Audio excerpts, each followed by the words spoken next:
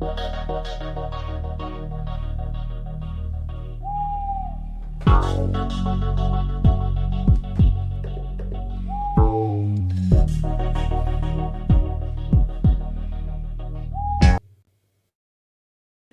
just name one positive thing, one happy thought before I move to the next thing. Give me one happy thought. Well, Aubameyang came on at the 5th minute and he came off at the 66th minute. Genitalia reporting. Oh my god! Wait, Osuna, are you high? R9 fourth and Cristiano Ronaldo fourth. Can I go next? I think Cristiano Ronaldo is the greatest European of all time. And I want to say R9 just because I actually rate him high. It's just that you always say that he had a grenade tossed to his ankle, and he floated or some type of stuff. Like that. It's crazy, bro.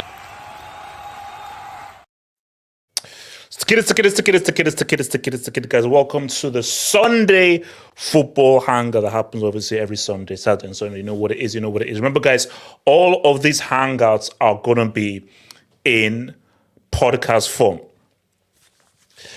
Remember, Spotify, Google, Apple, we're all going to be on that podcast form. Listen to us. Forget the podcast form. It's guess what? So, guys, what's going to be on the show? Guys, we're going to talk about your boy Rodrygo. We're going to talk about why he shouldn't wear the number 10 Brazil jersey. I want to have an honest convo about him. Does Rodrygo get an unfair rap? Is it as simple as play him on the left, let him cook? Or is he simply just a purple patch merchant? Liverpool are top of the league right now. And it now gets real. Title race is now heating up.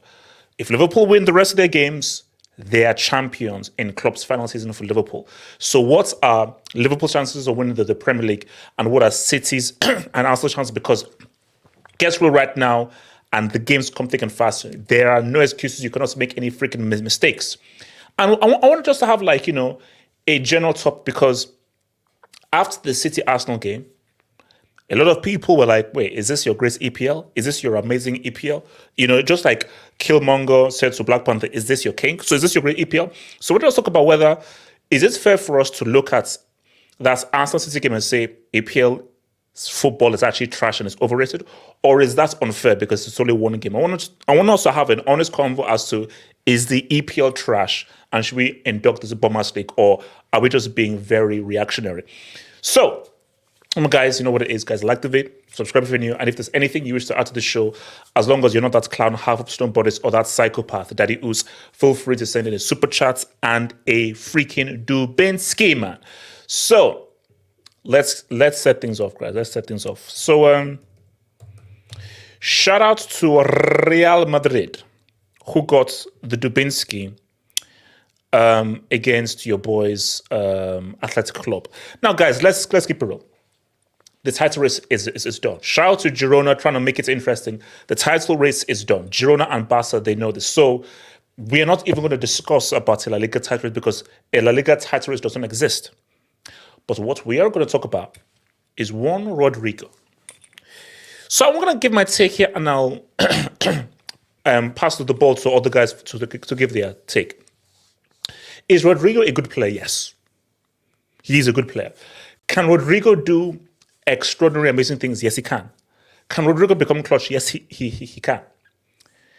Is Rodrygo ever going to be amongst one of the best players in the world? No, never.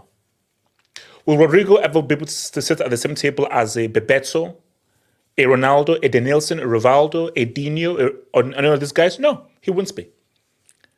Does Rodrygo deserve to wear the number 10 Brazil jersey? No, he doesn't. He does not. That doesn't mean he's trash. That doesn't mean he's useless. It just means that there are levels to this. Simple as that. It just means that there are levels to this. Now, that goal that Rodrygo scored, it was an amazing goal. But nothing I saw is anything new. The question wasn't whether Rodrygo can score an amazing goal or do amazing things. Because I will remember, I think it was last season, his amazing solo goal where he meandered his way through traffic and got that G. So we know that he has this in him.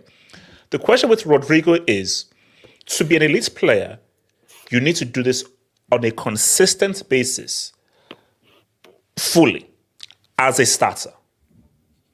You have to be, because is Rodrygo a bona fide starter for Real Madrid? No, he's not. No, he's not a bona fide starter. He's not a guy who is, you are always there on the team sheet. You're one of the first names brothers. That's not what a Rodrygo is. So, Rodrygo is a guy who I want on my squad. 1,000% I want him on my squad. I am not looking to rely on Rodrygo. I'm not building my team around Rodrygo, but I want him. You know, when you go into battle, you need like a squadron.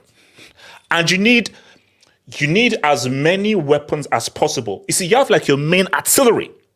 And you know what? What if your main artillery runs out of bullets?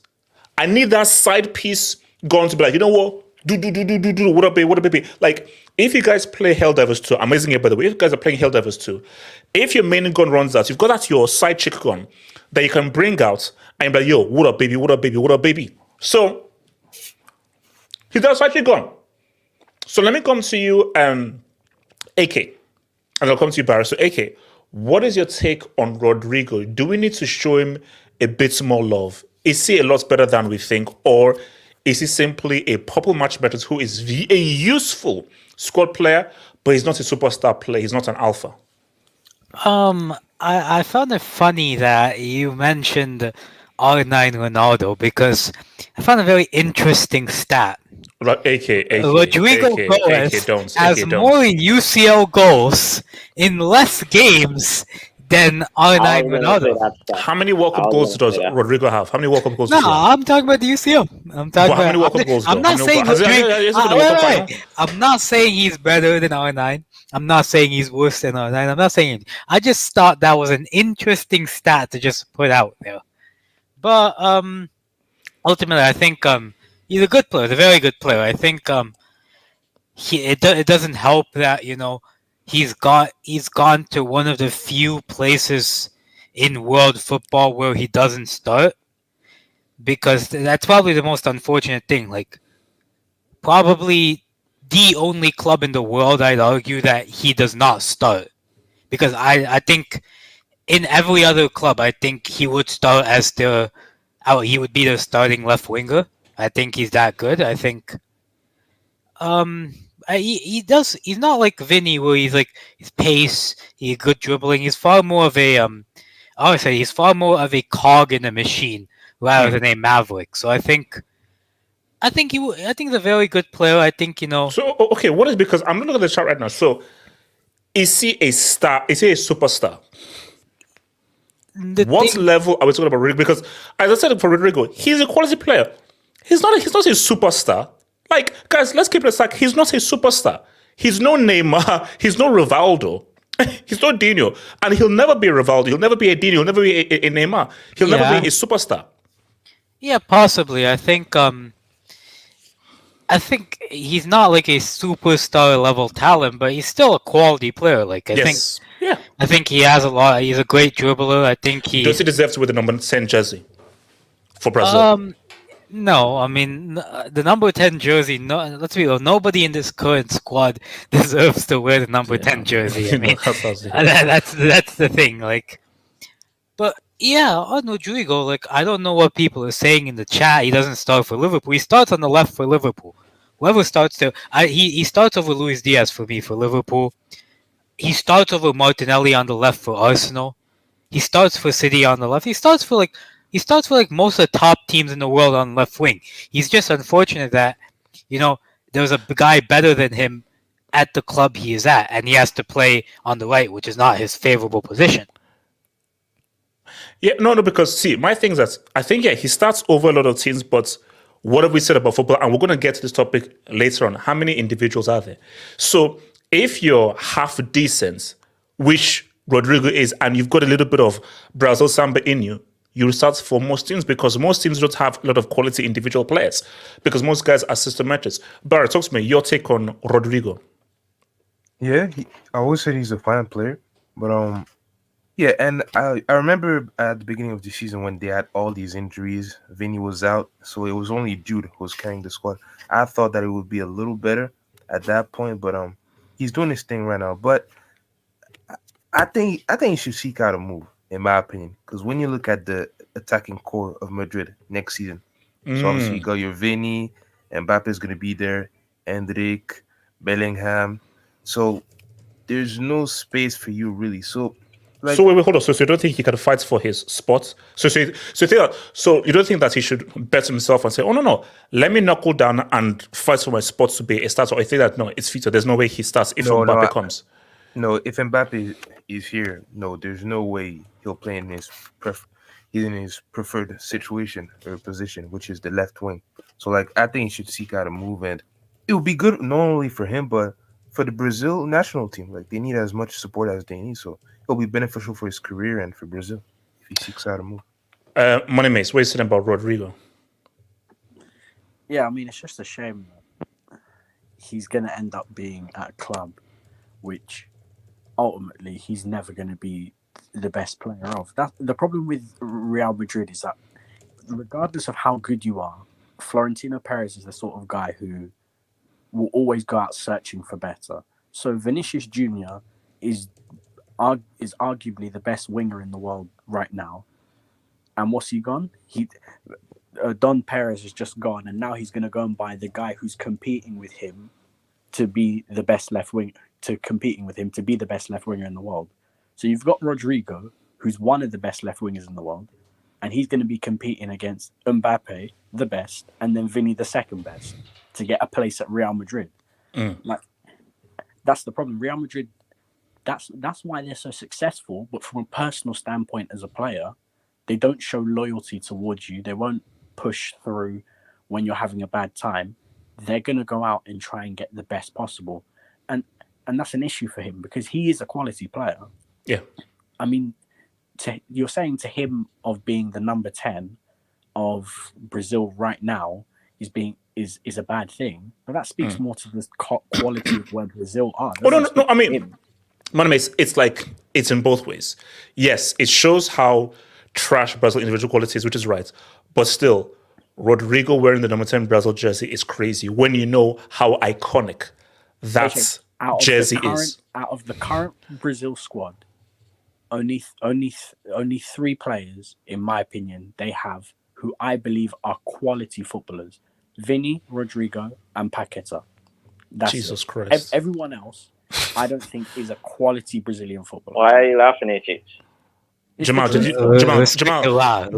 I went from R9, Dino, and Rivaldo to what Moneymace just said right now. You're worried about the wrong thing right now. Just let Moneymace finish. You focus on 11.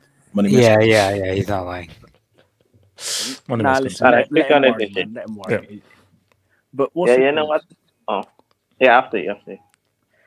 No, but the problem is that I think Madrid is a good situation for him as a club, because I think Madrid play a style of football that suits him, not really the sort of like pure. So you say he should be happy being a bench player and carrying people's towels and cleaning people's boots on the bench. Relax on the carrying towels bit. Relax on that.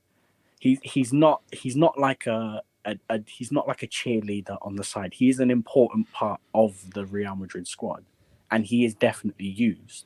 Like, you're going to see in the quarterfinal matches they're going to be playing. The guy is going to be, in my opinion, you're probably going to see him either playing on the right wing or maybe as a false 9 to see Valverde come in as the right wing when they play against Manchester City, the best team in the world. So they do have a use for him. The problem is that I think for the quality of player he is, he could go to, I'll probably say, every other team in the world and be one of the best players. But then that comes a different question to him. All right, you're really good at Madrid because Madrid aren't putting the expectation on you to be a superstar. Now the question is, can you be a superstar with that expectation? And Moneymace, thank you. I'm so glad you went there. You're a legend. So I'm just looking at the truth. People are like, oh no, you don't really watch Real Madrid. You don't understand. If he plays on the left, I'm like, has Rodrygo ever been a guy where we are relying on you? You are our guy. We need you to carry you. Say what you want about Vini. Vini has bear the brunt of that pressure. So I think Rodrygo is a quality player. He's not an alpha. I'm not building my team around Real Madrid. I'm not relying on Rodrygo. I'm not saying, Rodrygo, please help us. No, that's not what I'm doing now. He can prove me wrong. There's time. He's still young. He can grow into it. But I just feel that the best he can do is be a really quality player, like a really amazing side chick. That's not a bad thing, bro. Griezmann is one of the best side chicks of all time. So being a great side chick is actually cannot be a bad thing. You stop disrespecting Griezmann, by the way, please. Wait, hold on. How do I disrespect? Griezmann is a quality player, but he's arguably one of the best side chicks of all time. Calling him a side chick is disrespectful. Okay, you know ignore what you focus too much on the word. Man of the being a great side chick, it's actually you can still be you can still be world class and be an amazing side chick. How about that? That's true. That's true. Okay. So Jamal, talk to me. Rodrygo was saying, Jamal. You know what's funny? My friend and me was actually talking about this the other day, and we were saying, could this be a scenario like what happened with Sanchez? A squad player at Barcelona and exploded at the other club. But I say nah, I say you're high because people are forgetting. You're watching Sanchez now at Inter Milan and saying this guy's a bum. Sanchez is a way better footballer than Rodrygo. I'm sorry. Hold up. It's close. Come on, it is. Jamal, it's not that clear. Like Alexis Sanchez. Yeah. It's not that clear. And I'm saying Alexis Sanchez at his very peak. At his peak, Sanchez at Arsenal. Are you saying Rodrygo? I'm saying that I'm saying it's not clear. Put it this way, Jamal, I'm saying that it's debatable. Yeah, it's because debatable. Rodrygo is not at his peak yet. Yeah. Okay, here's what I said to you. Okay, he's not at his peak yet. So he's not reached his peak yet. So even though he's not reached his peak yet, I still don't believe Alexis Sanchez is clear as a footballer. But Sanchez at his peak, I can build a team around that and he can deliver to me. We don't know whether Rodrygo can do that as of yet, but continue. Yeah, so that's what I was saying. Because for me, Rodrygo is just underneath the tier of a superstar. He's a star. And I think he can be a good part of a team, but something about me don't scream superstar. Like you don't watch Rodrygo and say, that's a superstar. And for Brazil, he is important. Because okay, but Jamal, let me ask you this stuff. So, early days of Vini, when he wasn't going too well and everything, and Benzema said he's playing against us, did you view Vini as a superstar back then? Did you think he'd be a superstar? But I seen the raw talent. Because I was one of the guys who saying, bro, you're way too harsh on Vini. Because, bro, come on, guys. Vini have flair.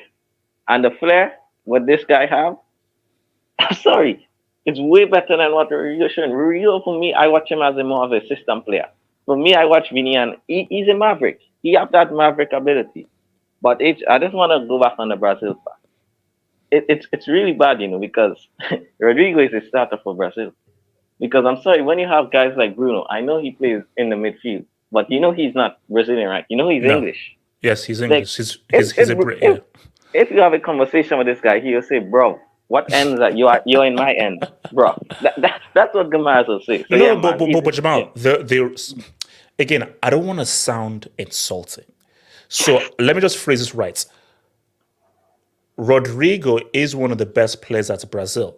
Yeah. And that's crazy. And when I say that's crazy, I'm not diminishing Rodrygo. Think about who has come through Brazil and the kind of players that we've seen in that Brazil team. So the fact that Rodrygo is one of Brazil's best, Rodrygo wouldn't make the cleaning team from the late 90s to the early 2000s. He wouldn't make the cleaning team of that Brazil thing. He wouldn't even be a concept. And also, we always said, only two players would make the team from now to peak Brazil, Thiago Silva and Neymar. They're the only guys that would make the team. No one else does. No one else in this generation would even make the squad. No, Alisson? No, Alisson would. Alisson, that's a So goalkeeper. three. So we see, Alisson, Thiago Silva, and Neymar. Only those three, and that's it. Yeah. No Anthony. Fred. Casemiro, though. What's it called? So Elijah, thoughts on Rodrygo? Yeah, I'm happy for the guy today, man. I agree with Jamal when it comes to the tier thing, in terms of he's one tier below superstar, and then because the word superstar, so things like superstar, legend, GOAT, stuff like that, I think that gets thrown around way too easily. I think you gotta prove. I'm not saying that Rodrygo has not proved himself, but it's just that one extra thing that's left. But Rodrygo is an outstanding talent, in my opinion. So he was fantastic today. I'm happy for them. I think for sure Madrid got that league in the bag. The thing is now just carry that to the UCL and then just get the job done.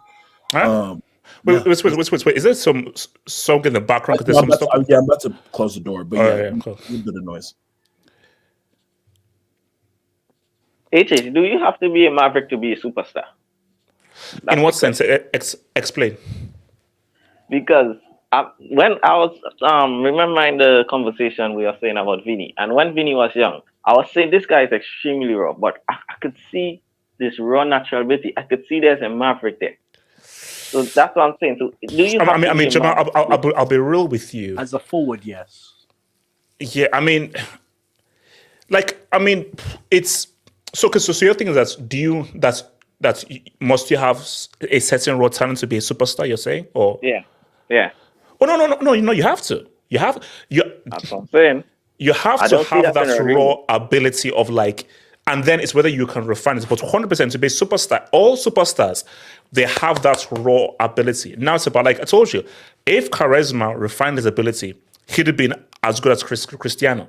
Many people said that Charisma was more talented than Cristiano, but Cristiano just worked harder.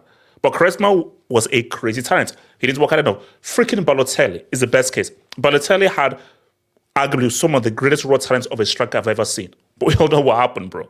Hokage, what are you saying about Rodrygo? Hokage. 87. Rodrygo. Yeah, I think he's a good player. And the thing is, he shows up with the goals. I think the interesting thing is that Barry was talking about is that the competition is that because Real Madrid next season their attack options could be crazy, with Mbappe. And I just think for Rodrygo, man, the thing is with Real Madrid is they don't usually wait for players. So basically, if you were Rodrygo's agent and Real gets Mbappe, what would you advise Rodrygo to do? It's a tricky one because I feel like for him though, it depends on what he wants to do. Does he want to wait around, or does he want to be the standout guy? It depends on what his intentions are, And I assume he wants to be the main guy, and because he can. If he wants to be the main guy, he can't be the main guy with Mbappe. That's impossible.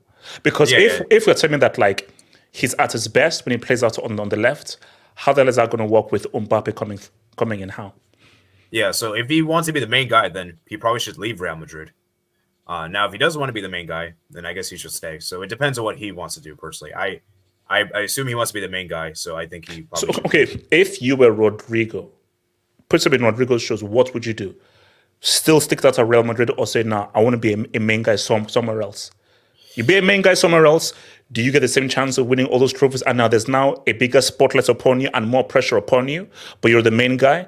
But you stay at Real Madrid, you are guaranteed to win trophies and add to your medal thing. But you're going to do that with it being a bench player behind other guys that will have the limelight. So what would you do? Oh, that's a good question. It's a very hard one. It's really difficult because at Real Madrid, you're gonna win all this. You're probably gonna win a lot of trophies because let's be real. There's no other club that can guarantee you as many trophies as Real Madrid. There's no other club, I would say. At the same time, though, if you do move to another club, you're going to be guaranteed more game time. Probably you might get more goals, and you might get more recognition, but you won't win as many trophies. So I would probably still stick at Real Madrid just because he's been at Real Madrid for so long. He could move. He might leave in the future, but I think he's going to stay personally. So let me quickly hit this Dubinsky's, man. So shout out to Canadian Fries, member for 5 months. Thank you for membership, man. Please don't Perez sell Rodrygo to LSG, Ala Madrid. So you actually want him to wait. Why would you want to sell Rodrygo?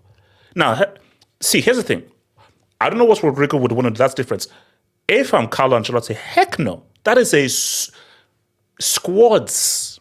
That's how you win trophies, squads. Bro, who came off the bench and changed the context of the game against Man City was Rodrygo. So my thing is that is a player I would never sell.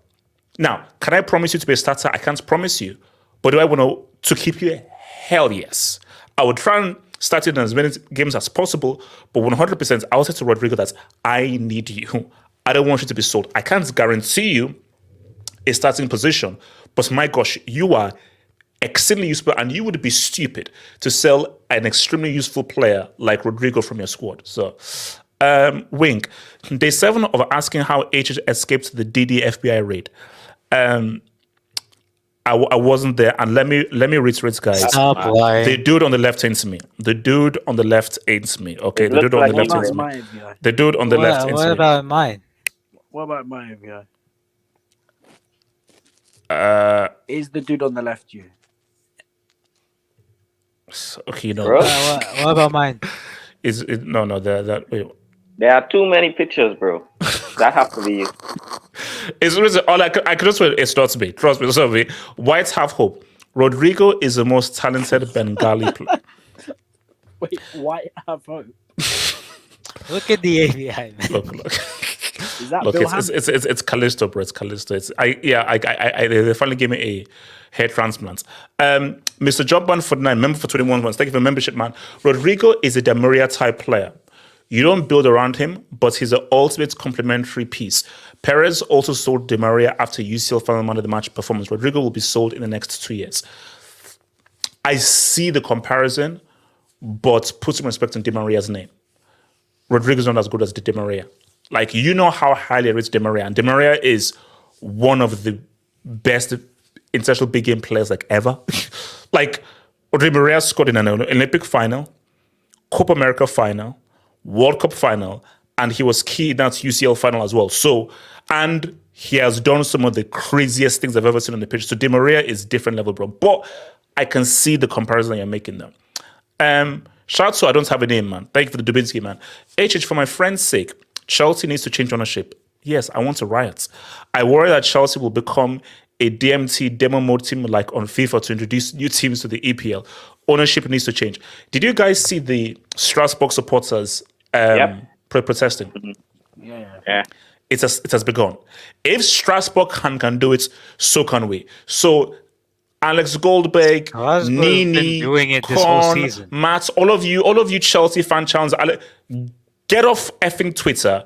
Stop trying to promote this stuff and start protesting, bro. So I don't want to hear any stuff about, so what's no. If Strasbourg can protest, we can protest as well. I told you, strength in numbers. When the people unite, you can move mountains. If the people unite, you can move mountains, bro. Just besting. Rodrygo hits Sui at the brothel, Claire's Fatzad and Robin. But no, he doesn't though. So that's just being foolish. All right. I told you not to send any dubs, you prick. Real fell off hyping Indian jersey. Okay. All right. So I put out a poll. I says, if Mbappe joins, should Rodrygo leave? So 17% says not sure. 32% says yes, he needs to go. And 51% says nah, he should stay. Intriguing, man. So, guys, let's go to the EPL, man. Liverpool are top of the table, guys. Shout out to your boys, Liverpool, man. They are clear at the top of the table right now. But guys, and I think we said this even before, guys, this was not going to be a title decider. This was never going to be a title decider. So for people who are listening, we've got Liverpool top with 67 points, Arsenal second, 65 points, City third, 64 points. And yes, we can't see Chelsea on this first page. It is what it is. Can you scroll gets down real. a bit, then? What is it? Can you scroll down? Nah. I'm good. I think I like where I am here. Okay, I'm done with those clowns. At least you have 40 points each. So yeah, you're staying up. So let me come to you first, Jamal. So Jamal, it's going to be unlikely. If you win all the games, you are champions. I still believe that you are going to. I still believe that you're going to lose games. So Jamal, at this position that you see right now, how are you feeling in terms of Liverpool's title chance compared to City and your boys Arsenal? I'm feeling good, man. But we're not favorites yet. We have to play Manchester United, man. And After that Tottenham. game, we will beat Tottenham. I'm confident. Wait, hold on. Wait. That season when you lost by a point, wasn't it 2-2? I swear, like, near the end of the season when you played Tottenham, it was 2-2. Yeah, Don't but that sleep on was Tottenham. that was Conte and Park the Bus football. Okay. Highline for Life is coming to play Highline at Anfield. Let's see how that works out. But yeah, man, H is those guys, man. If we can beat Manchester United, then I'll start to say, you know what? Number 19 could be coming. It could be coming because H is right there. We're going into single digits. And it's only Manchester United. That's the only game I'm worried about. This could come back and bite me, but I'm not worried about Villa. I'm not worried about Everton. I'm not really worried about Spurs. It's only the Manchester United game because something at Old Trafford, man. I don't know, like I know we beat them 5-0 2 seasons ago, but we have a mental block when it comes to But Jamal, I think you're making a mistake here because I believe that all of these games matter because it's not just about losing; it's dropping points. So it's like you can't assume that you won't not draw against West Ham, you will not draw against Villa. So my thing is about winning. Like, and look, 100%. Now it's true that Tottenham game is at Anfield, so that's now placed to your advantage. They play the way Angie plays, and also, as I said again, United is going to be very difficult based on what that game is because United just play at a high level. As trash as United are, and as garbage as they are, you cannot judge United in how they play in other games, but as opposed to when they play against you guys. But Jamal, all of these games matter, bro. Yeah, I do. Or are you confident that this team will be able to? Because this ain't 18-19 or 19-20. Because I feel that all these games are going to be difficult. But continue. Yeah, and the other thing is, I think Arsenal is going to drop the most points. Ooh. I don't know. Yeah, because I know Chelsea are trash, but hey, it's still a derby. Spurs they have, Manchester United. For me, I don't think City are only going to draw against Spurs. I think City are winning every other game except the Spurs game. So, if you do the math, I think City can end up with 93 points. I'm not sure. Do you think a winner is going to be 90 or 80 points each this season? Late 80s or low 90s? Late 80s. Maybe 91, maybe, but I'm thinking, I think it's going to be like an 87, 88, something like that. It's going to be a high 80s. So, yeah, man. I know our team. I know this team. And I think this team can win 4 or 5 games in a row. I'm confident. But So you don't think you don't think you guys are too... So Jota is out for the season? No. Jota is coming back next week. Oh, okay. Oh, now that's help. Because my thing was that the team is very reliant on Salah. I think Jota coming is going to be very key because I think Salah just needs someone else to bounce off of, because he can't rely on do too much. Yeah, and Trent is back next week as well. The only one is Alisson. Alisson could be touch and go for the season. Kelly has been fine. Yeah, he's Kelly been fine.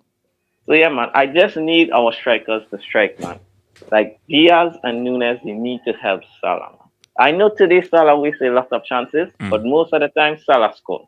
No, but I think what's going to be very key, obviously, defensively, you guys have been quality, really good. I think McAllister is picking up form at the right time. Because he was the best player on the pitch against Brighton. So I think if McAllister can cook and because he's going to be the creator, the guy that's really makes things happen in midfield. So if he can keep cooking, that's going to be a very important player, Yeah. And again, Wisely, you're going to get clips. But one thing I'll say is, if we do in the European League win games at Anfield by a high margin, we can also rest players as well. Arsenal and City can't do that in the Champions League. So, yeah, that's got to help as well. So, yeah, that's what I got to say. Elijah, thoughts? Liverpool, how confident are you? Elijah. What's it called? Money Mace. Liverpool. So actually, no. So give me from the two prongs. So, do you feel Liverpool are odds on, or you're confident with the Arsenal's running, and Arsenal can say something? Oh no, I feel fine. I'm more than confident that Liverpool will drop points from now until the end of the season. Listen, a lot has been made of Arsenal's running. Tough games. Again, Spurs away, tough. I'd say the toughest games there would be Spurs away and maybe United. Manchester United away. But I don't think Manchester United will. Manchester United will. They might. But see, this is a tough block, bro. This is a tough block. But see, again, one is you have to always be very careful because see, the assumptions are, let's just focus on this. And I said to Jamal, don't sleep on Brighton. You should beat Luton, but still you should. But don't sleep on Brighton. Don't sleep on Wolves away. But that's Brighton away and Wolves away. You can't sleep on those teams. So no, you can't. You can't sleep on any team. But I'm confident that we can win our games, and I am confident that Liverpool will drop points because if you just go back to the Liverpool run-in quickly, that there's. I know everyone's saying if we get through Manchester United, then we're fine. If you just scroll down a bit further. Fulham away, Everton away, West Ham away, Liverpool, Tottenham at home, Villa away in a 5-game block. That's where they drop their points. I'll tell you right now, Everton, Sean Dyche with the points deduction at Goodison Park to stop Klopp from winning the league. You know that is shithousery to the highest. So I think that could be that he could hold them to it to like a 1-1 draw. Everton and West Ham, 100%, they can do something against Liverpool. Yeah, West. That's what I said, Jamal. Like Everton, West Ham away. That's a tricky one. Guys, you know what I'm saying? If we're 2 or 3 points between winning the title, we're not gonna bottle this for Klopp, guys. We're not gonna be 3 points away from winning the title and. I disagree. It's Klopp last season, bro. We're not going to do this. We're going to be on it. I disagree completely. I think the worst thing that Klopp did was the coming out before the end of the season saying that I'm going to retire and we're going to have this final last season for me. Because I just think the closer it gets to the end of the season, the worse it's going to feel for Liverpool fans. Because right now... I think the opposite, yeah. Because right now, it's nice, it's rosy, it feels good. If it gets to 3 games, and let's say Arsenal and City, for example, are 1 point behind them. Listen, I believe City will only drop points in 1 game. City will win the rest. City have the best running out of every team. I mean, yeah, this one is. Yeah, look at this. Easy. So Villa at home, Palace away, Luton at home, then obviously the Tottenham game, Brighton away, Forest away, Wolves at home, Fulham away. That's a great run. That's a nice run. I think if we get to a point, 3 games left of the season, either Arsenal or City are 1 point behind Liverpool.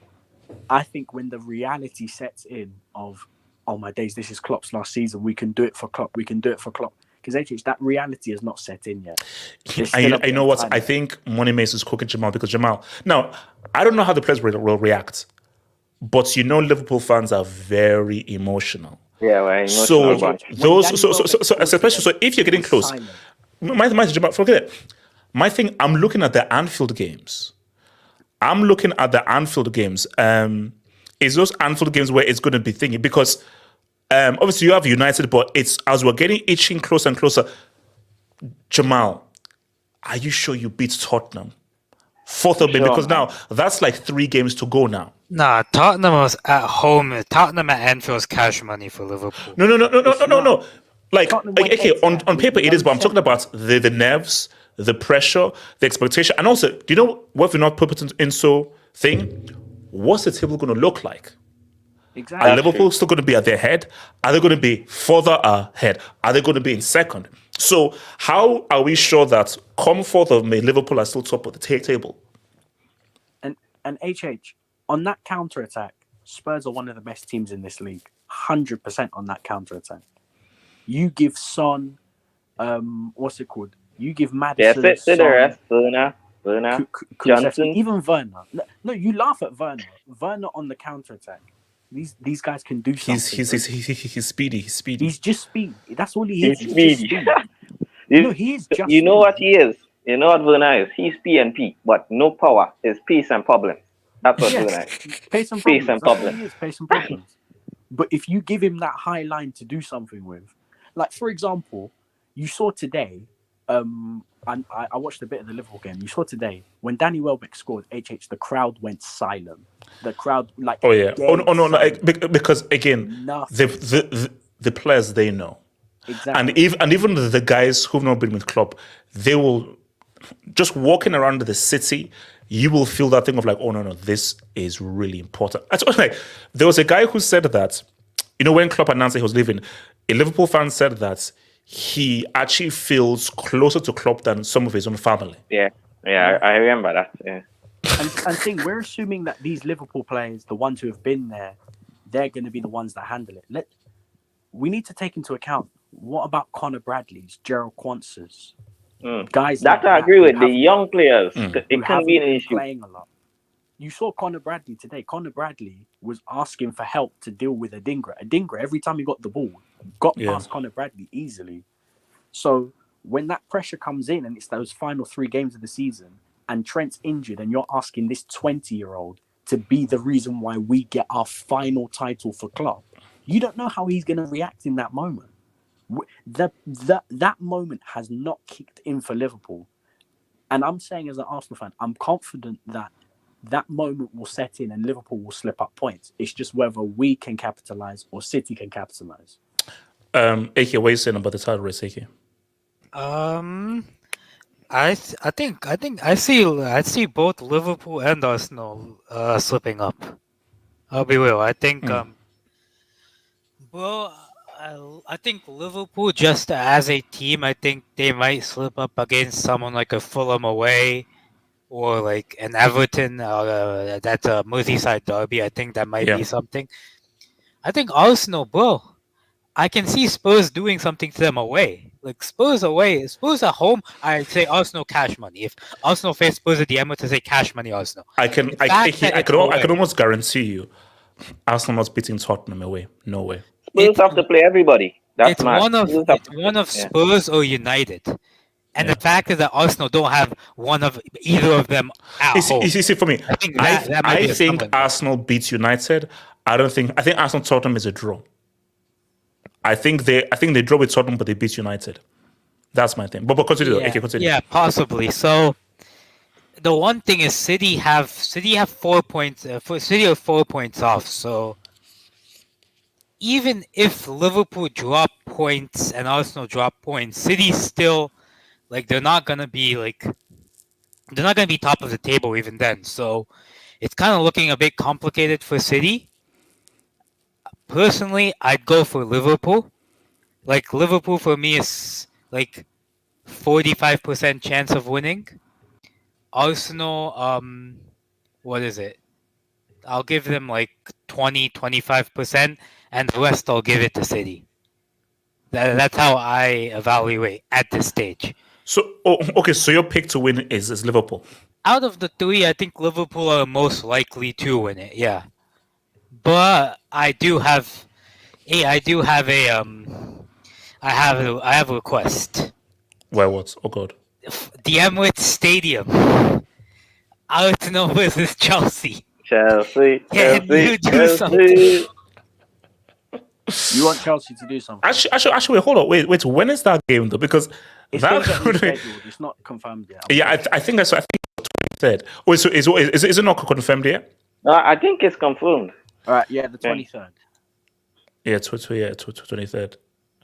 Yeah. So the week. Please do something, bro. Actually, that's a week of your FA Cup. So you go Bayern on the 17th, then on the 20th Wolves, then on the 23rd you've got us, and then after that you then have Tottenham. Yeah, but Chelsea that's an easy game though. Chelsea play City on the 20th. Wait, Barry, what was that? Barry, what would you say, Barry? What you said? Barry, what's that? No, no, you were talking. What did you say? Try to talk slick. Try to talk slick. What's it called? Elijah, what are you saying about your Liverpool boys, man? But Elijah. Okay, hold on. Let me come to J2S. Talk to me. J2S, title race. So, who do you have? J2S. What's it called? Barry. Yeah. Who do you have? Good question. I mean, I agree with Money Mace. I think Liverpool will slip up, but just towards the end, because as you said, like Liverpool fans, it's really important for them getting that Premier League, and they've been not robbed, but if it wasn't for a great Man City team, they could have multiple Premier Oh, for Leagues. sure, yeah. This Which one is the is, for unfortunate me, thing because they were still an amazing team throughout Yeah. the time. So yeah, for sure. So it's unfortunate that they have to face City, but this is major. It's Klopp's final season, and Lord only knows what Liverpool's future could be. I mean, but from what I mean, how do you think they'll deal with the pressure of like, you know what Klopp means to Liverpool, you know what it means to the fans? Does that count as a booster to these players, or could it be like, oh my gosh, shit, we can't handle the freaking pressure of having to win for this guy that is adored? But I think for me, like, they should be composed because when you look at the table, obviously the margin of points is not a lot, but they have their destiny in control. If they just win out, they win the league. So they just have to be composed and take it game by game. Don't look too much into the future. But for Arsenal also, like I think it's a better team than last season, but it's just a matter of case of show your maturity. Show that last season was, we were just it was our first season really at the top since the decades beforehand, and we have matured. We really are ready for the moment. And City, yeah, they have the easiest run of games, so it's favorable for them to go on a big run and finish in the early 90s. But if I had to give one team the edge, I'd say Liverpool. I'd say Liverpool. But HH, very quickly on that point about the pressure. You know, if it was a young team, I would have said, yeah, I fully agree. But we're talking about like Salah, Van Dijk, Alisson. These guys have been in how much Champions League finals? How much title race? How old is Darwin Núñez? How old is That's the thing. Kwanzaa?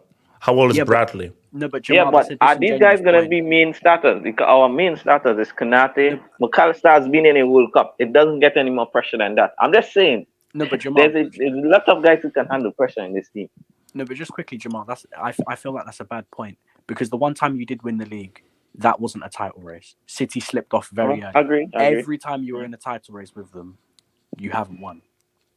Yeah, but it's not like but then here's the thing, though. They win more. But at this stage of the season, haven't City when City have won the league, haven't they been top at this point in the season? Yeah, I think they have. Yeah. Like that's the 18-19 season. Yeah, they were. I think they were top by April. Yeah, they were. So my thing is for City, this is something new where at this stage of the season you're chasing and you're third. Yeah, so for City, they're like, oh, we now have to like at this stage of the season right now, we are not like front person. We're not hoping for other guys to slip up, and we're actually chasing in April. When City have won the league by April, they've been top at this stage. Yeah. Yeah, Because for me, sorry, Money Mace. Yeah, sorry, Money Mace. But I'm just saying, I look at Arsenal and I say them could slip up because these guys have not been in Champions League finals. These guys have not been in title race, and Saka and these guys are young. So for me, if anyone have to slip up and fall, it's Arsenal. Okay. Sorry. So last year at this stage they were 5 points behind. So are you sure? So were they 5 points behind at this stage last? Oh, Wait, Arsenal really. But how did Arsenal screw this up? 5 points, but they had a game in hand. Oh, Yeah, the game. Realistically, Yeah, it was they 2 did. points. So really it was Yeah, so 2 it's points. 2 points. Yeah, No, it was 8 points of the game in hand, wasn't it? No, they had No. At this stage in April.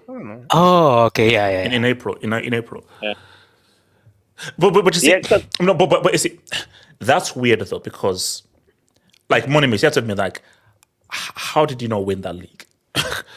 Like for me, I feel that was more so Arsenal just screwing up inexplicably rather than City really did well because Arsenal dropped points where, bro, you dropped points against the team that was bottom of the league at home. Yeah, Southampton. That was the nail in the coffin. Yeah. Wait, very quickly, HH. I think it was Easter Sunday. Today was the day when they drew against Liverpool. So I think this is when the downfall started. Yeah, because it was Easter when they drew 2-2 against Liverpool. Yes, I remember. It was Easter. Did you say That's West when it- Ham? No, Liverpool. Remember when they was 2-0 up at Anfield? No. It was was West. It was West Ham. Yeah, Like, West Ham was like, But but it was back-to-back do you know what I always say? It's Yeah. Anfield. I don't Yeah. care whether they were 2-0 up. It's Anfield, and you have to respect Liverpool at Anfield. That's West Ham game. Was the West Ham game next? I think it was next. I think the West Ham game was next. That was the game where because if they drew that and they beat West Ham, they're still in a good position. And if they had beaten Southampton at home, still a good position. It was that lost. It was Saka missing the penalty and then the Yeah. loss as well, psychologically, Man City, that was the beginning of the end. Luton, I'm seeing something. Luton Town. I hope, man, but I doubt it. They will beat Luton. No, but there are no easy games. You see, for me, like I think that actually, hold on, let me come to Cole. So, Cole, who do you have for this title race in the EPL? Then I'll come to your Hokage game. Cole. Coach Core. I have Liverpool. I have Oh, no. Liverpool in the title race. Yeah, because Great pick. if you Great look pick. at it, like to be honest, I look at City this season. Gundogan is a massive miss. Like I don't And know. Mahrez. And Mahrez, yeah. Those two not being there is really gonna hurt them. And Arsenal, I think they can. They've beaten Chelsea before. My problem though. and this is You know what's like we do like you don't need you respect a two-time UCL winning place. Thank you. We may be down in the dumps, but you can still show some respect. Thank you. sorry, bro, but bro, Chelsea is done, bro. It's a finished club. I'm gonna be honest with you. I'm not trying to be mean. I understand where you're coming from, but finished club, man. With it being said, though, I can see Arsenal dropping points against either Spurs or United. I don't know why. I just don't know. I think the Chelsea game they will show up. I think they usually show up in the Chelsea games, but and So, yeah, so you feel Liverpool over City and Arsenal? yeah, and also I need to say this. I am so happy with how Arsenal defended Rodrygo today. That was amazing. Like I've never seen a team defend Rodri like that for like last season, this season too. Bro, like the way they defended Rodri.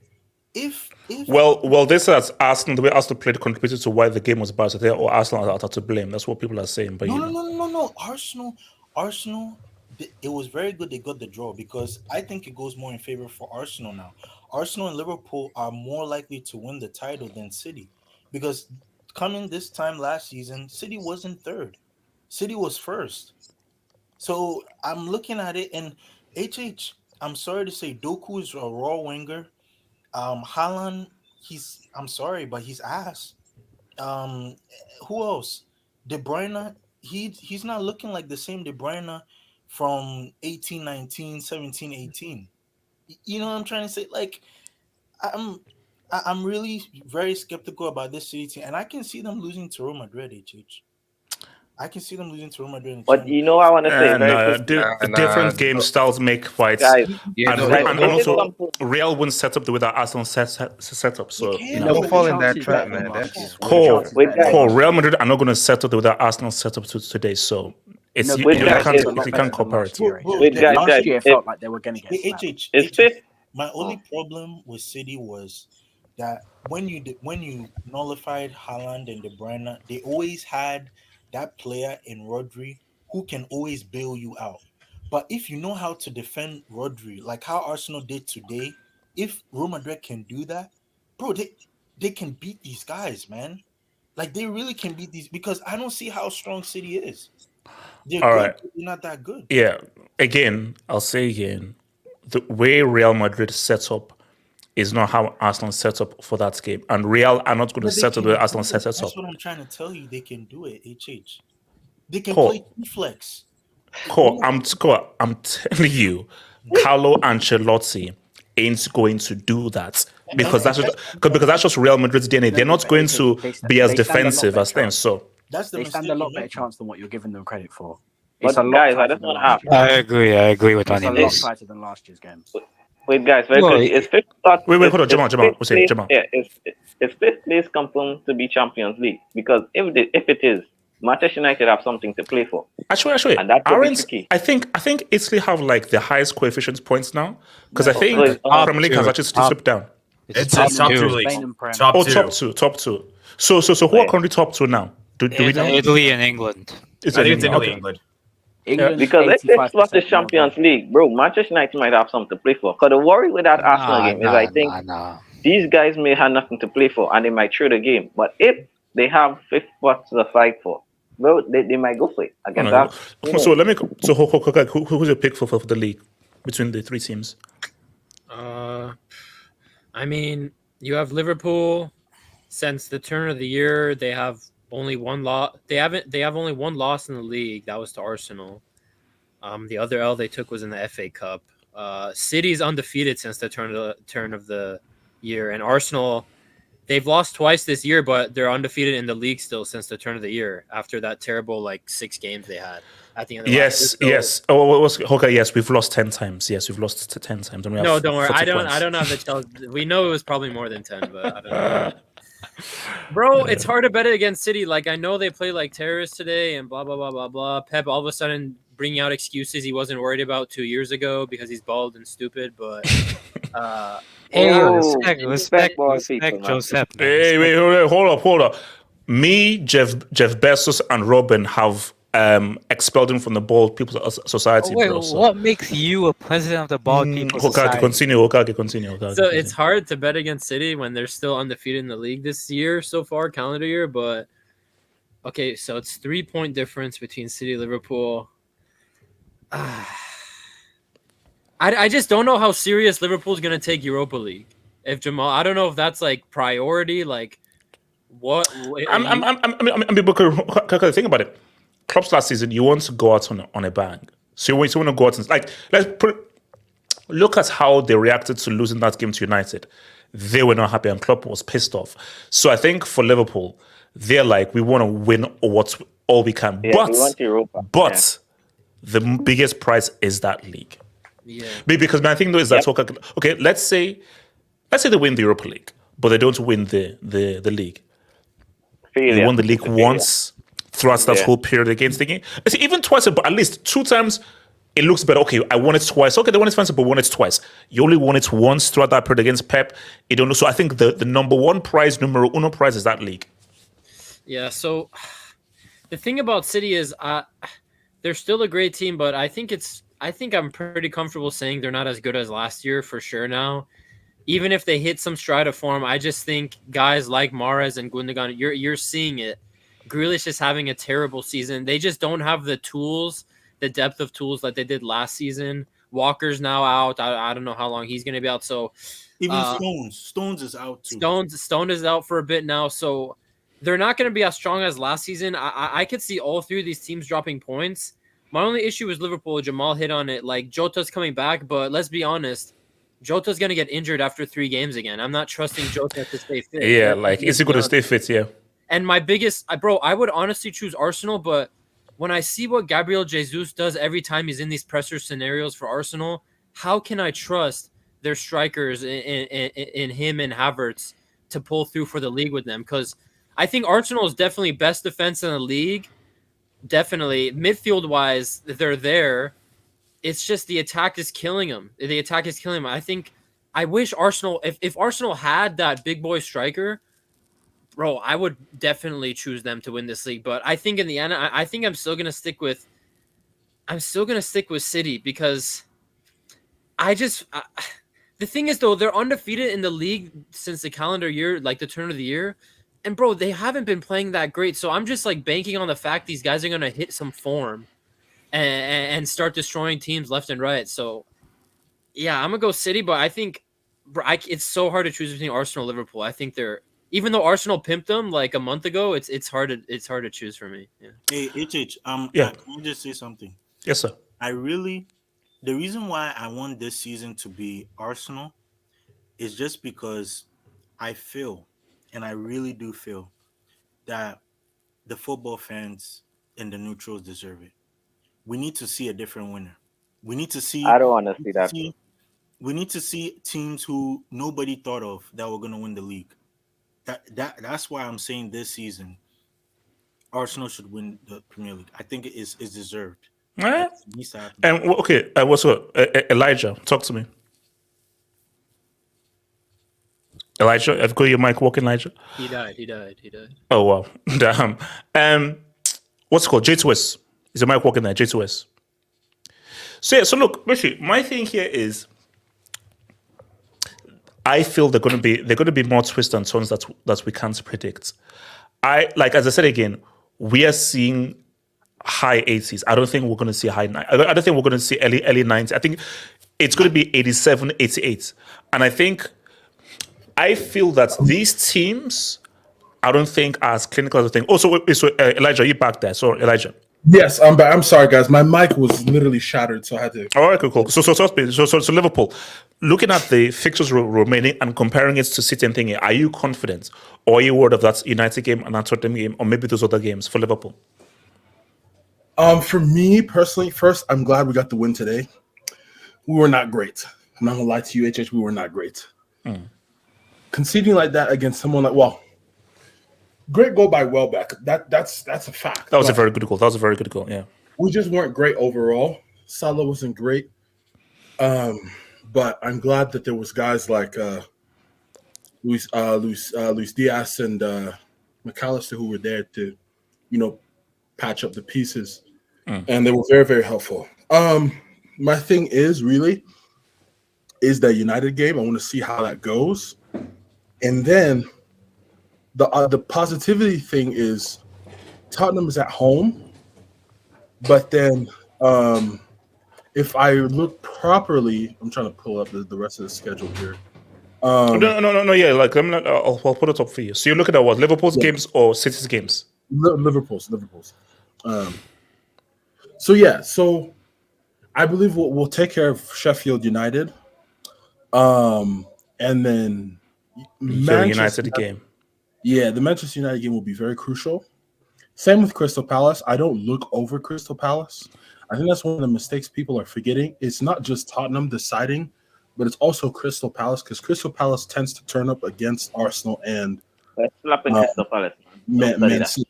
I know. I believe that, but still, that's not a team to be, overlooking. Other than that, I think if we don't need to be going out here and trying to win 4-5, 6-7-0, smash and grab and get out of there. As long as you're just getting 3 points, that's all that matters. I'm not saying I'm worried, Mohammed. I'm just saying that these are teams not to overlook. I think the mistake a lot of teams do is that they tend to overlook these teams. We don't do that. Do not do that. That's a very, very big mistake. Everton, I know Everton will for sure turn up. One, because they're on the brink of possible relegation, and they're going to do anything to ruin the neighbors' party or the neighbors' run. I think we can. Me personally, I think we can win 6 out of these 9. So you're saying 3 are going to be draws? You're going to drop points in 3 games? I think so. I think now my next question is: do City drop points? That's not counting Tottenham. Not counting Tottenham. Do they drop points if we don't count Tottenham? What's City's running? That's City they've got a very good in running. 3 games. I'll tell you that. City's not lost in 3 games. Or draw in 3 games. Because City are beating Villa. They're beating Palace. They're testifying losing time. It's not. That's Palace. the Tottenham one is a tricky one. It's not Palace at the Etihad. It's Palace at Palace. That's what I'm saying. Remember, Palace. Okay, Palace, yeah. City, but still, I don't think it's the Palace of before. Brighton away, Wolves at home, Forest away, Fulham away, West Ham at home. It's a pretty good schedule for a team who are 3 in a row, and we know and have the experience. It's a pretty good schedule for City. For me, honestly, I think it's. Yeah, for me, I think Liverpool can be. I don't know. I just don't know how City and the rest of them will look, but for me, I think we'll win at least 6 of the 9, and then that will be very helpful because that's about 85 points when you deep the 6. So if somebody hits 90, that means you've won the league. There's no way somebody's getting past. No.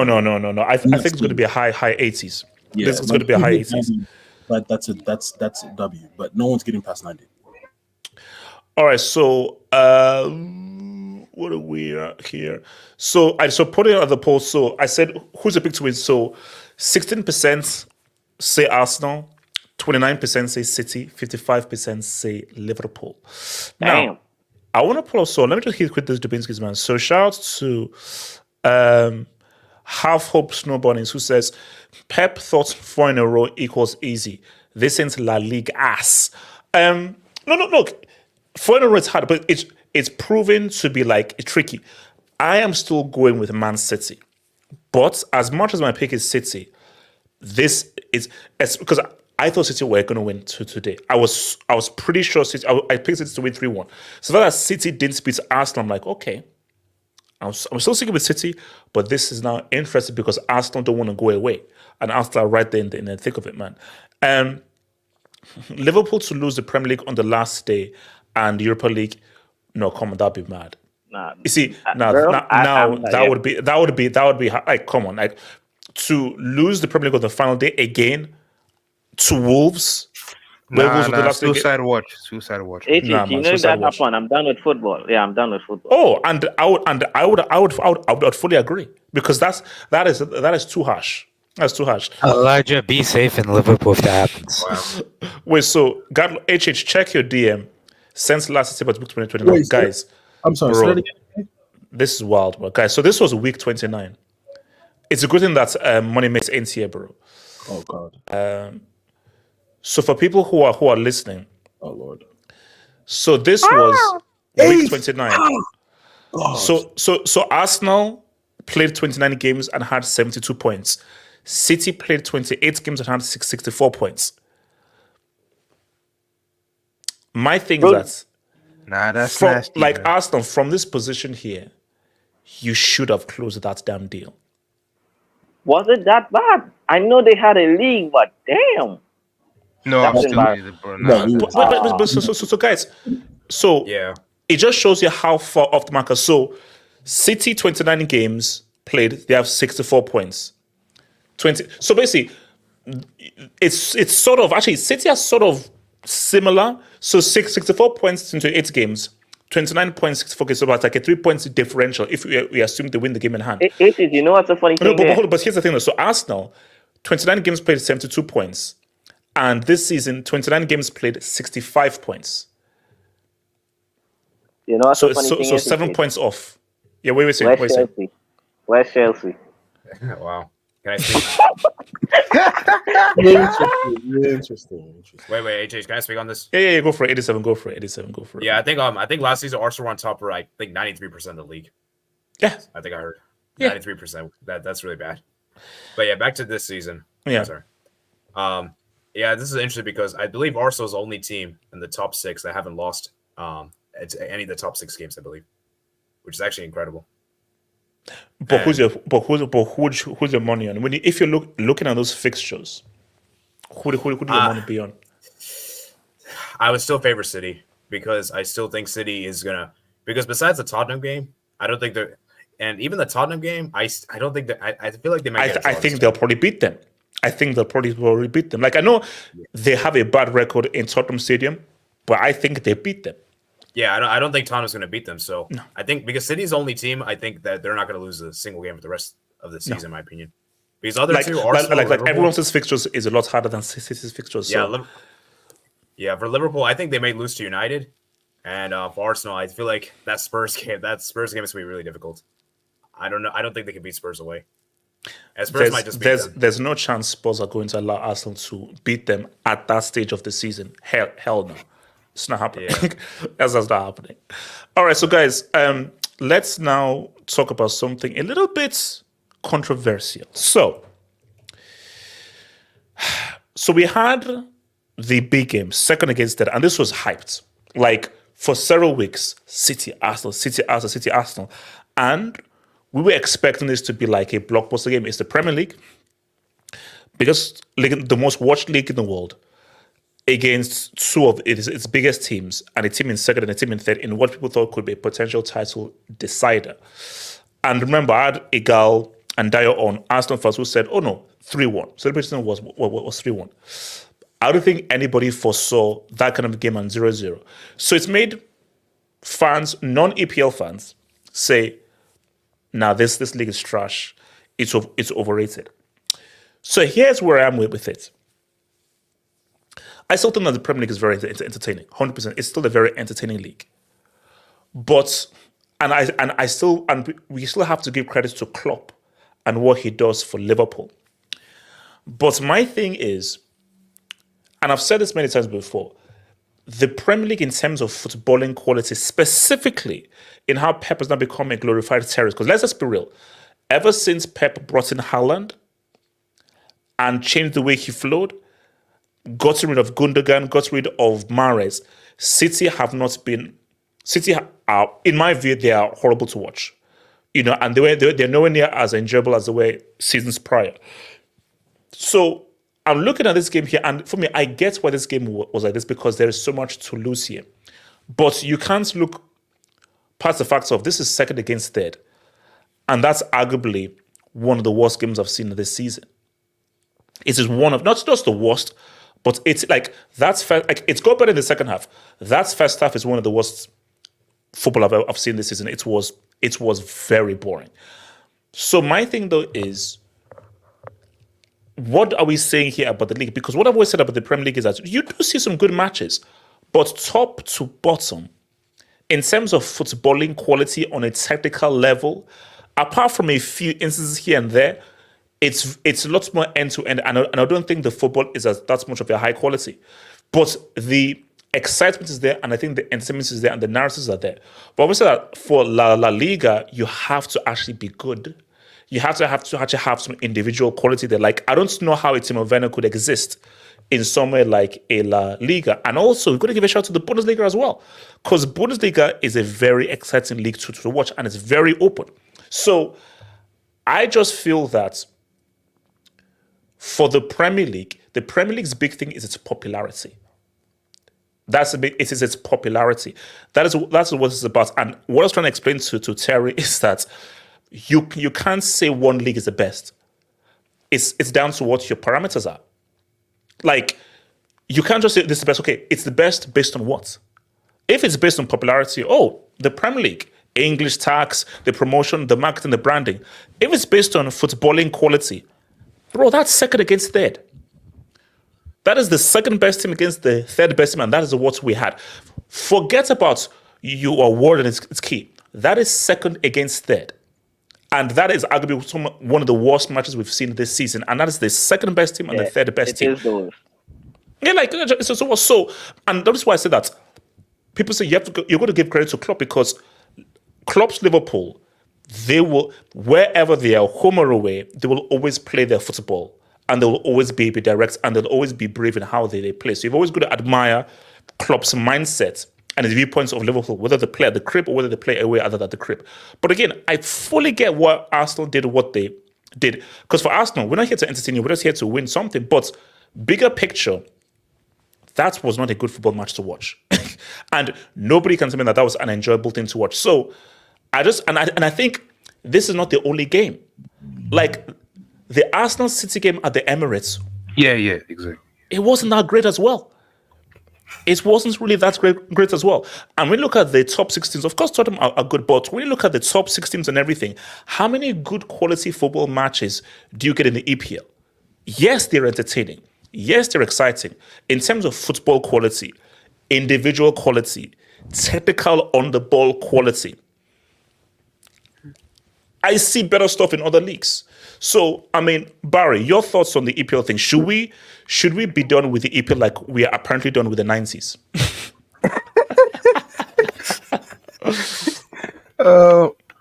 No. Like, I'd say overall the product is good. Like, I'm entertained when I watch the Premier League overall. But I admit that, for example, this game, I'm not gonna blame the quality of the game on Arsenal, because you'd be dumb to go toe-to-toe with City. But I expected City to have that mentality of, okay, we're 3-time consecutive Premier League winners. We're at our house. We're gonna show those guys levels and try to go at them. But it didn't happen. But it goes back to what you said. Like, I'm still a young guy. I'm 23 years old, and I'm still new to this football game overall. But when I started to watch the football, I was there during the era of the individuals, and that's what I like. That's what, like, seeing different players display their skill set and just show something new. Like the football that I see is very similar, and I just want to see something different. I just want to see something that excites me and makes worth of my time. Because 90 minutes, like, there's a lot of stuff that I could do that's more beneficial to my life than watch football. Yeah. So yeah, I just wish that we had the era of the individuals back. Even though I don't think it's gonna happen. Because wait. So I'm not. No, wait. Hold up, my God. I'm saying compare the top teams' games in the EPL and the top teams' games in other leagues. So forget about Villarreal and Getafe. I'm saying let's look at the top 4 teams, how they played, and the top 4 teams in other leagues. The so-called big games in the Premier League have not been that great. Like Arsenal and City, both games were not good. Both games were not great. So I'm saying let's just look at the very best teams and their games. That's what I'm saying. But continue. Yeah, and even like a top team like Madrid and a struggling team like Valencia, it was one of the best games of the year. And I don't know if I'd say like a Man City against Everton, that's one of the best games of the season. I don't know about that. Yeah. So here's Jamal. What's your take on this? Yeah, first I want to say about today's game, man. Today's game was trash, man. I mean, there was no threat on that pitch. The only threat on that pitch was Thomas Partey. If you know, you know. That's all I'm saying. But yeah, man. I mean, the guy had to do a highlight package on this game, bro. He needs he needs a bonus because, bro, there was no highlights on that game. There was no light.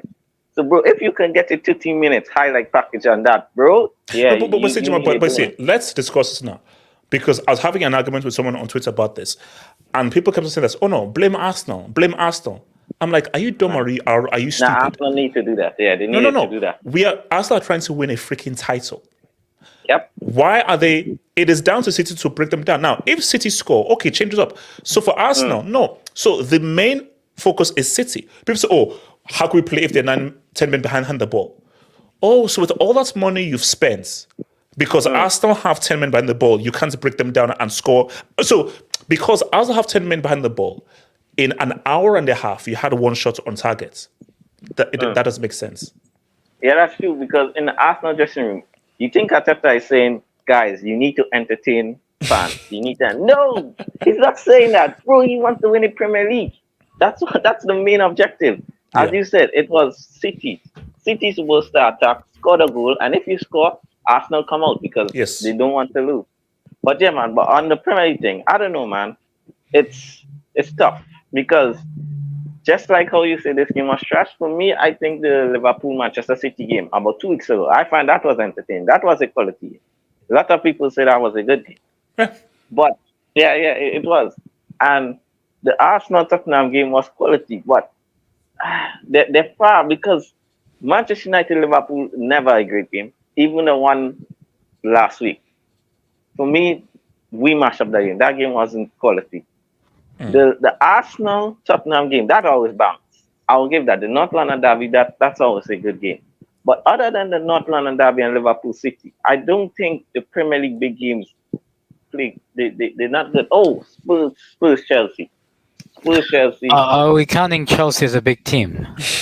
Yes. We're still a big in spirit. We're still a big team in spirits, bro. In spirits. Okay, yeah. So. But I always say on these things, man, it's what you like. If you like better football, maybe La Liga, the type of football may be better. If you like excitement, raw excitement, Premier League. If you like fast-paced attacking football, maybe Bundesliga. I always say it's what you like, man. That's always my view on this. And I think again, and that's the main thing. Like people like different things in football. Like people just like the Premier League because it's much more fast-paced and it's much more end-to-end. Other guys like I want to see much more dribblers, more technicalities, and more on-the-ball ability. So it depends on what you like there. So, AK.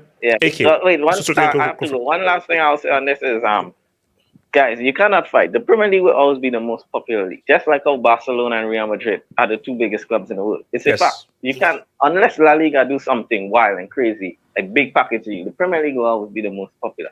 So yeah, man, it's just one of these things you have to live with. But yeah, guys, I'm out. Peace. It was a good one. AK, what's it about the EPL and its yeah, I think. I think. Just add zombies. All right. I think this game specifically was very, very, very, very bad. It was a very poor game. I think it's unfair to say that the Premier League doesn't have entertaining games. Like there have been. No. Okay, no. I never said. I was at the Premier League. It's always today. I said that the quality of football the quality of football. That's just what I said. What do you mean by quality of football? For like, And that's for where some it's people, quality of football is end to end. For other people, this game, if you're a nerd and a geek, this game was a quality football match.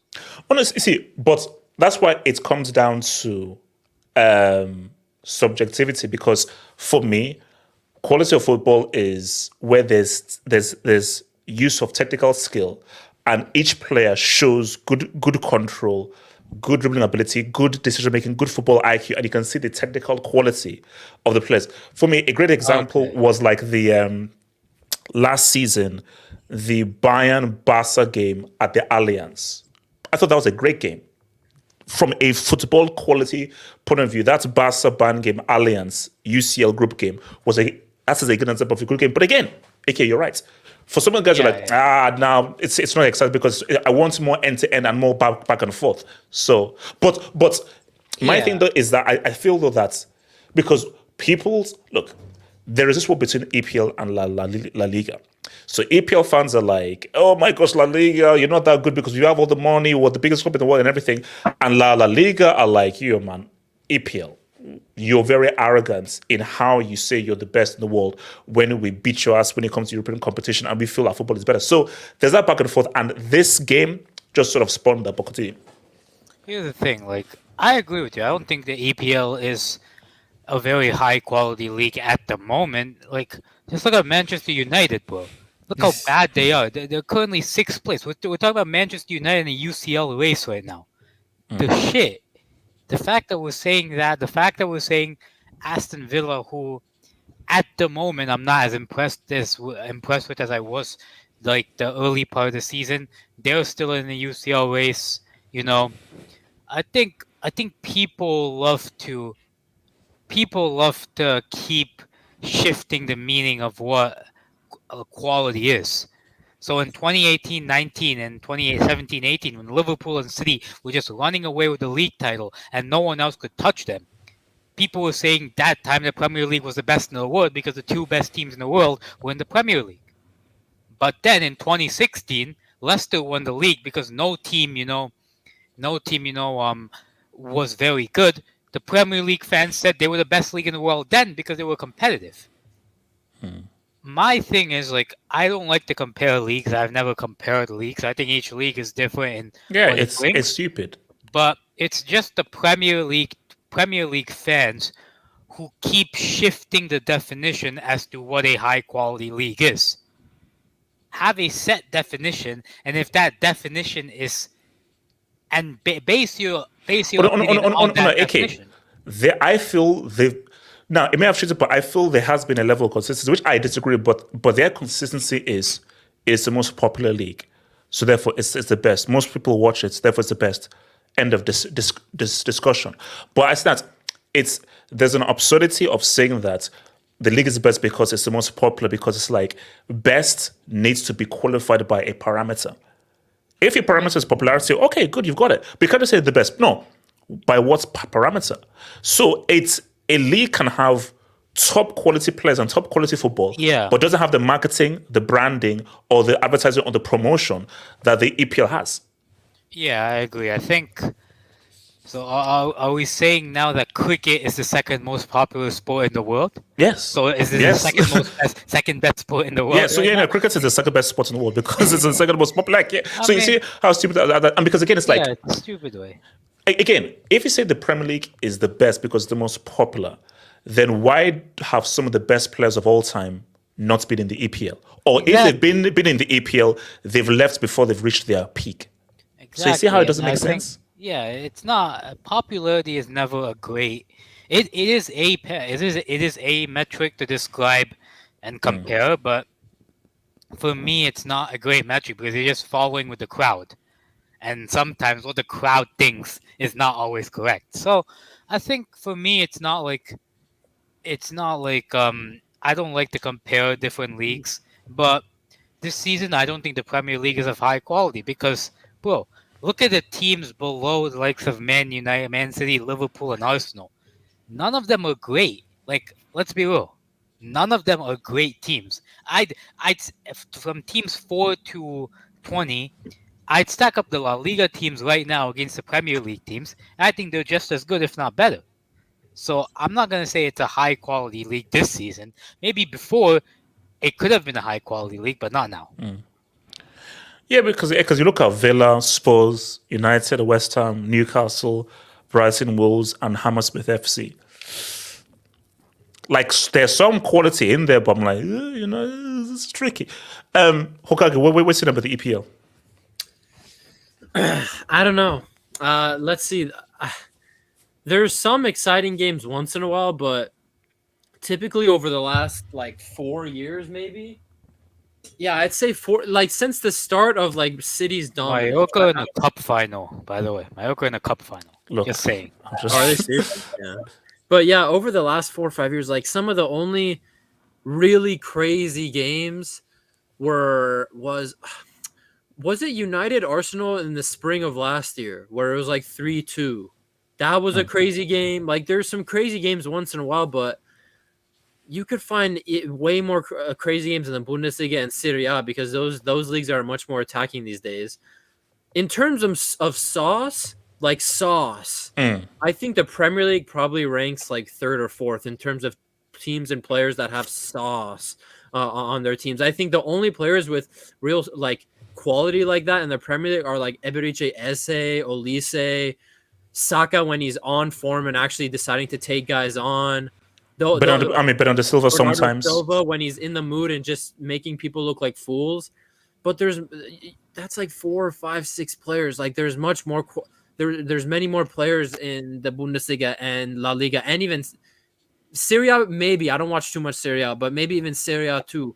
So it's difficult because the Premier League teams, the Premier League fans, could keep saying their league is one of the best because I think the last 6 years now they're consistently getting teams into the quarterfinals and semifinals of the Champions League. So they have that argument. Again, let me ask you this because you just raised an interesting thing a question I want to pose. And I think someone even asked us weeks ago. Because I'm just looking at the ranks of, the top players right now. How many players in, let's say, in the EPL, as opposed to, let's say, other leagues, you say, oh, I really want to watch that player. So how many players in the EPL right now do you say, I really want to watch that player? In the EPL, bro, honestly, when Saka's on form, I'll say I want to watch Saka, but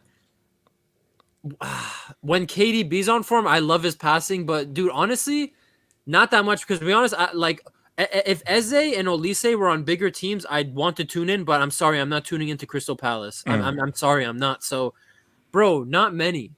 But I do think though that's kind of similar to the other leagues in terms of players people are going to watch the what is it, La Liga? The only player on Barca I really want to watch is Lamine Yamal. The only player but my thing though is that Gundogan is bloody good, bro. Yeah. What Gundogan has been doing with the Barca, and also people can hate me all at once. Now I'm not gonna. Felix is okay. Fine, that's good. But I'm sorry, João Cancelo is still a damn baller. Yeah. João Cancelo is still a guy who, say what you will, his defending is crazy. He will do something crazy in a game. That was a crazy piece of skill. So look, I think in the EPL. Yes, we are trash or we are horrible. Cole Palmer is a damn good player. And even more so, what he's doing in a horrible trash team. And also I think Foden is on form. But my thing though is that in the Premier League, then 2000s, late 90s, 2000s, Ginola, Asprilla, Benito Carboni, Di Canio, Dennis Bergkamp, Henry. I could name you 7, 8, 9 players of different teams who I'd literally go and watch. Bro, Ginola was playing at Spurs who were 6th. Benito Carboni was playing for Sheffield Wednesday. Ravanelli and Juninho were playing for Middlesbrough, fighting relegation. Ravanelli and Member Brothers used to watch Middlesbrough games because of Ravanelli and Juninho. So I think that from what the EPL was back there, where you had top individuals, top to bottom, to now where I can maybe name you 3 or 4. Maybe that I'd want to watch in the EPL now, but there we go. Yeah, and I think the other aspect of it is matchups. So I think when Premier League and La Liga teams play each other in Europa League and Champions League, I think the stat is La Liga teams come out on top more often. I think that's the stat. But then there's a stat that, okay, when Bundesliga and La Liga teams over the last 10 years in Europa League and Champions League play each other, I think Bundesliga teams have a lot more wins than La Liga teams. And so, but you're not going to sit here and tell me, oh, well, football math, now the Bundesliga then is probably the best league. It's just matchups and everything. So it depends on what you want to watch. For me personally, I'm a Bayern fan. Bundesliga is always going to be number one. That's what I grew up watching every weekend. Like, even stupid ass teams like Bochum trying to come attack you, and you get 8-2 games, or sometimes you get 3-3. That's what I like.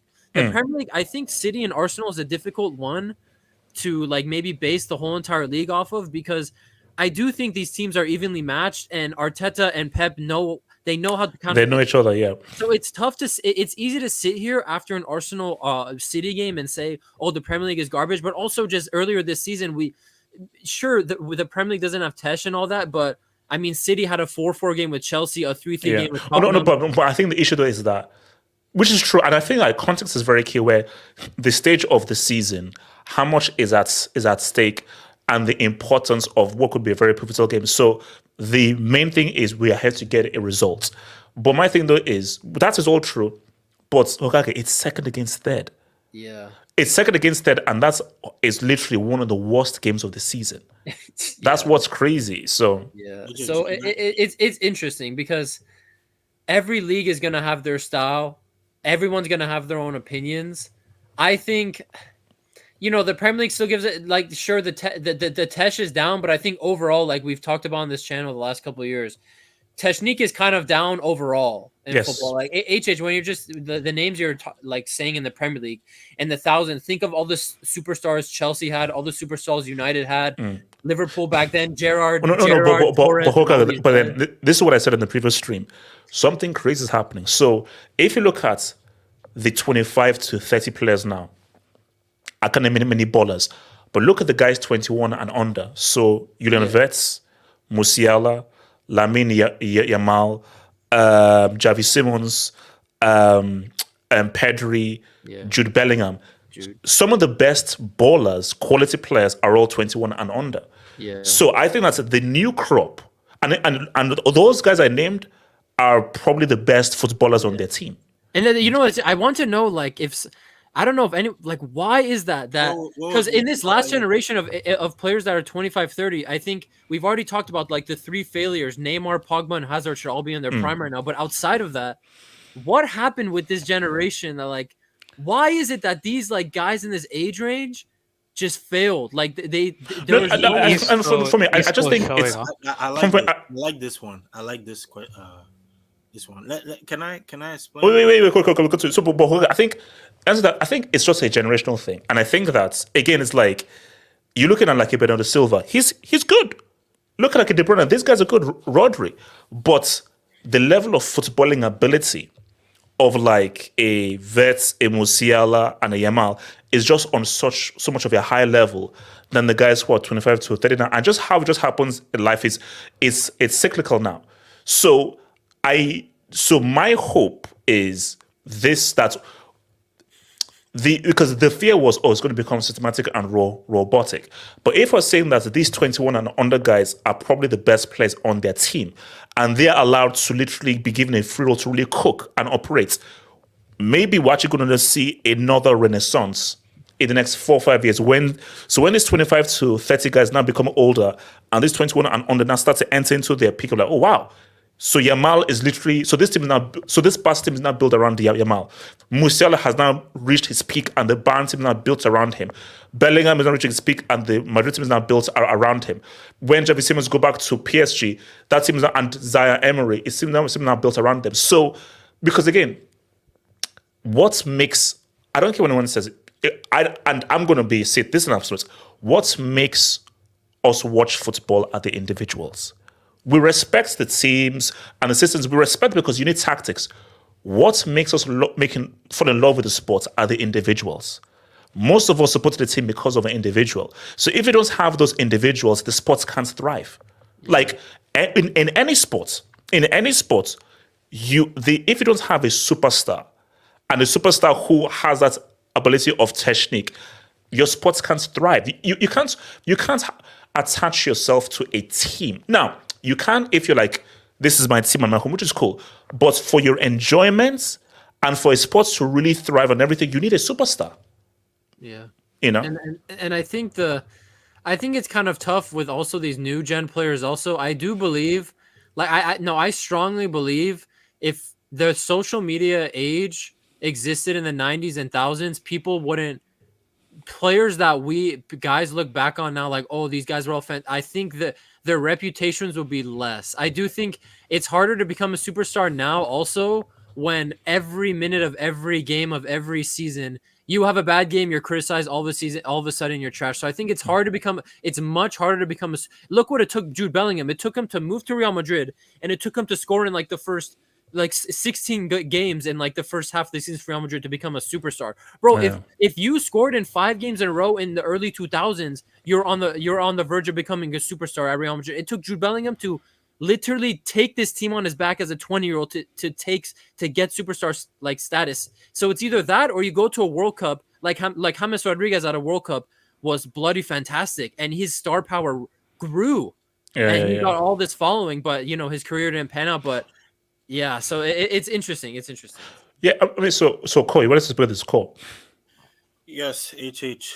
I'm gonna be really, really, really honest with you. So first of all, are you for or against the EPL? Do you think the EPL is overrated or the EPL is the best league and it should be appreciated and we can't judge it based on just one bad game? HH, if an African kid is on the TV and you say choose between La Liga and Premier League, what do you think the African kid in the village will pick to watch? Premier Wait, League. what? Huh? Wait, now, wild analogy, but EPL, colonial tax. Yes. Excuse me? So again, the kid will actually choose the EPL. How much reach does La Liga have in Africa? And how much reach does Bundesliga have in Africa?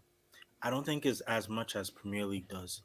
Premier League dominates Africa like crazy. It dominates Asia. It dominates Europe. It dominates United States. HH, I know a lot of people will say, oh, and criticize Premier League for, like, oh, the quality is defensive, it's long balls and all that other stuff like that. And I get it. But we have to look at it in terms of history-wise, in terms of big games, in terms of even if you look at it, the Empower Championship, right? They have 2 teams who have won a Europa League and a Champions League. You have Forest, who's won back-to-back Champions Leagues before. So historically, they are good. Historically, EPL is good. But my thing is, when you add the history of the EPL in the teams who have won the Champions League and the Europa Leagues, and then you add the EPL's TV revenue, and then you add the EPL's popularity in Africa, Asia, North America, South America, you can't compete, HH. These guys cannot compete because but financial power. But what is that? How does that relate to whether the EPL is the best league? And for me, I'll be honest with you. I believe the Bundesliga is by far one thing I love so much about the Bundesliga, and I'll tell you this, HH. If the Bundesliga, right, you make a small mistake, let's say you make a big mistake, they will punish you. That's the one thing I like about Bundesliga. They don't miss their chances. Like the teams make a small mistake, boom, they punish you. So for you, Bundesliga pound for pound is the best. In terms of just combination plays, layoffs, passing, speed of play, football intelligence, it's amazing. Like I just love the Bundesliga. But the problem with the Bundesliga is but for the Bundesliga. So, what is your take on the EPL? Okay, I'm trying to understand your village in Africa analogy. My take on the EPL is because we, the Africans, we are so used to Chelsea, Arsenal, and Man U. We are not thinking about Getafe. Who cares about fucking Getafe? If I'm going to the club, I'm going to watch Chelsea. I'm going to watch United. I'm going to watch Arsenal. Same thing in Ghana or Nigeria, wherever it is. it's a big thing for me. Premier League is by far the best league, and I don't care what anybody says. You can say La Liga teams beat the Premier League and the Champions League. That's not what I'm talking about. I'm talking about in terms of everything: revenue, popularity in Africa, everything. The fan base, even the fan base, is much more in the Premier League than there is in Bundesliga, La Liga, and Serie. You know that. Okay, look. Okay, wait, hold on. Let me just bring in 87. So 87, what's your take on this whole thing with regards to the EPL? 87. Yeah. Well, the truth is that every league has bad matches. Every league has good matches, bad matches. That's just how it is. And I think the Man City Arsenal one is probably the not really, because I think Man City Arsenal, they both play kind of similar style football, possession-based football, and I think that's kind of why it's it's boring because both teams play kind of a similar brand, you know. And if they play both similar brand, not really like they're both going to cancel each other out, you know. And I think Hukago was talking about this earlier. Matchups, I think, is an important part about league. Matchups is important. So, as someone who is obviously that's a Barca supporter, what is more La Liga? What is the perception of the EPL from the outside in? Yeah. See, the thing is, I don't really watch a lot of the EPL, so I don't know if I'm probably the best person to answer this. But I occasionally do watch the top matches, and to be honest with you, just going back this season, most of the top matches this season I haven't really been that great. Like I think I watched Liverpool United. It was a boring matchup. Now the Man United Liverpool I saw like in the FA Cup, that was actually a good matchup. That was a great matchup. And then there was some. So I think the thing is like Real Madrid, Atletico Madrid, La Liga matches has been entertaining. It's been really quality. It's been really end to end. And then the Real Madrid Barca in this October. I wouldn't say like. I would say it was kind of one-sided until Real Madrid made the substitution. So yeah. I mean, it's just that it just depends on the matchup itself. Like I think like from a quality point of view, I think La Liga might be more quality, but Premier League just is going to be more popular. So yeah. So what's it called, Elijah? How do you view it, the EPL with regards to its perception and how it's seen?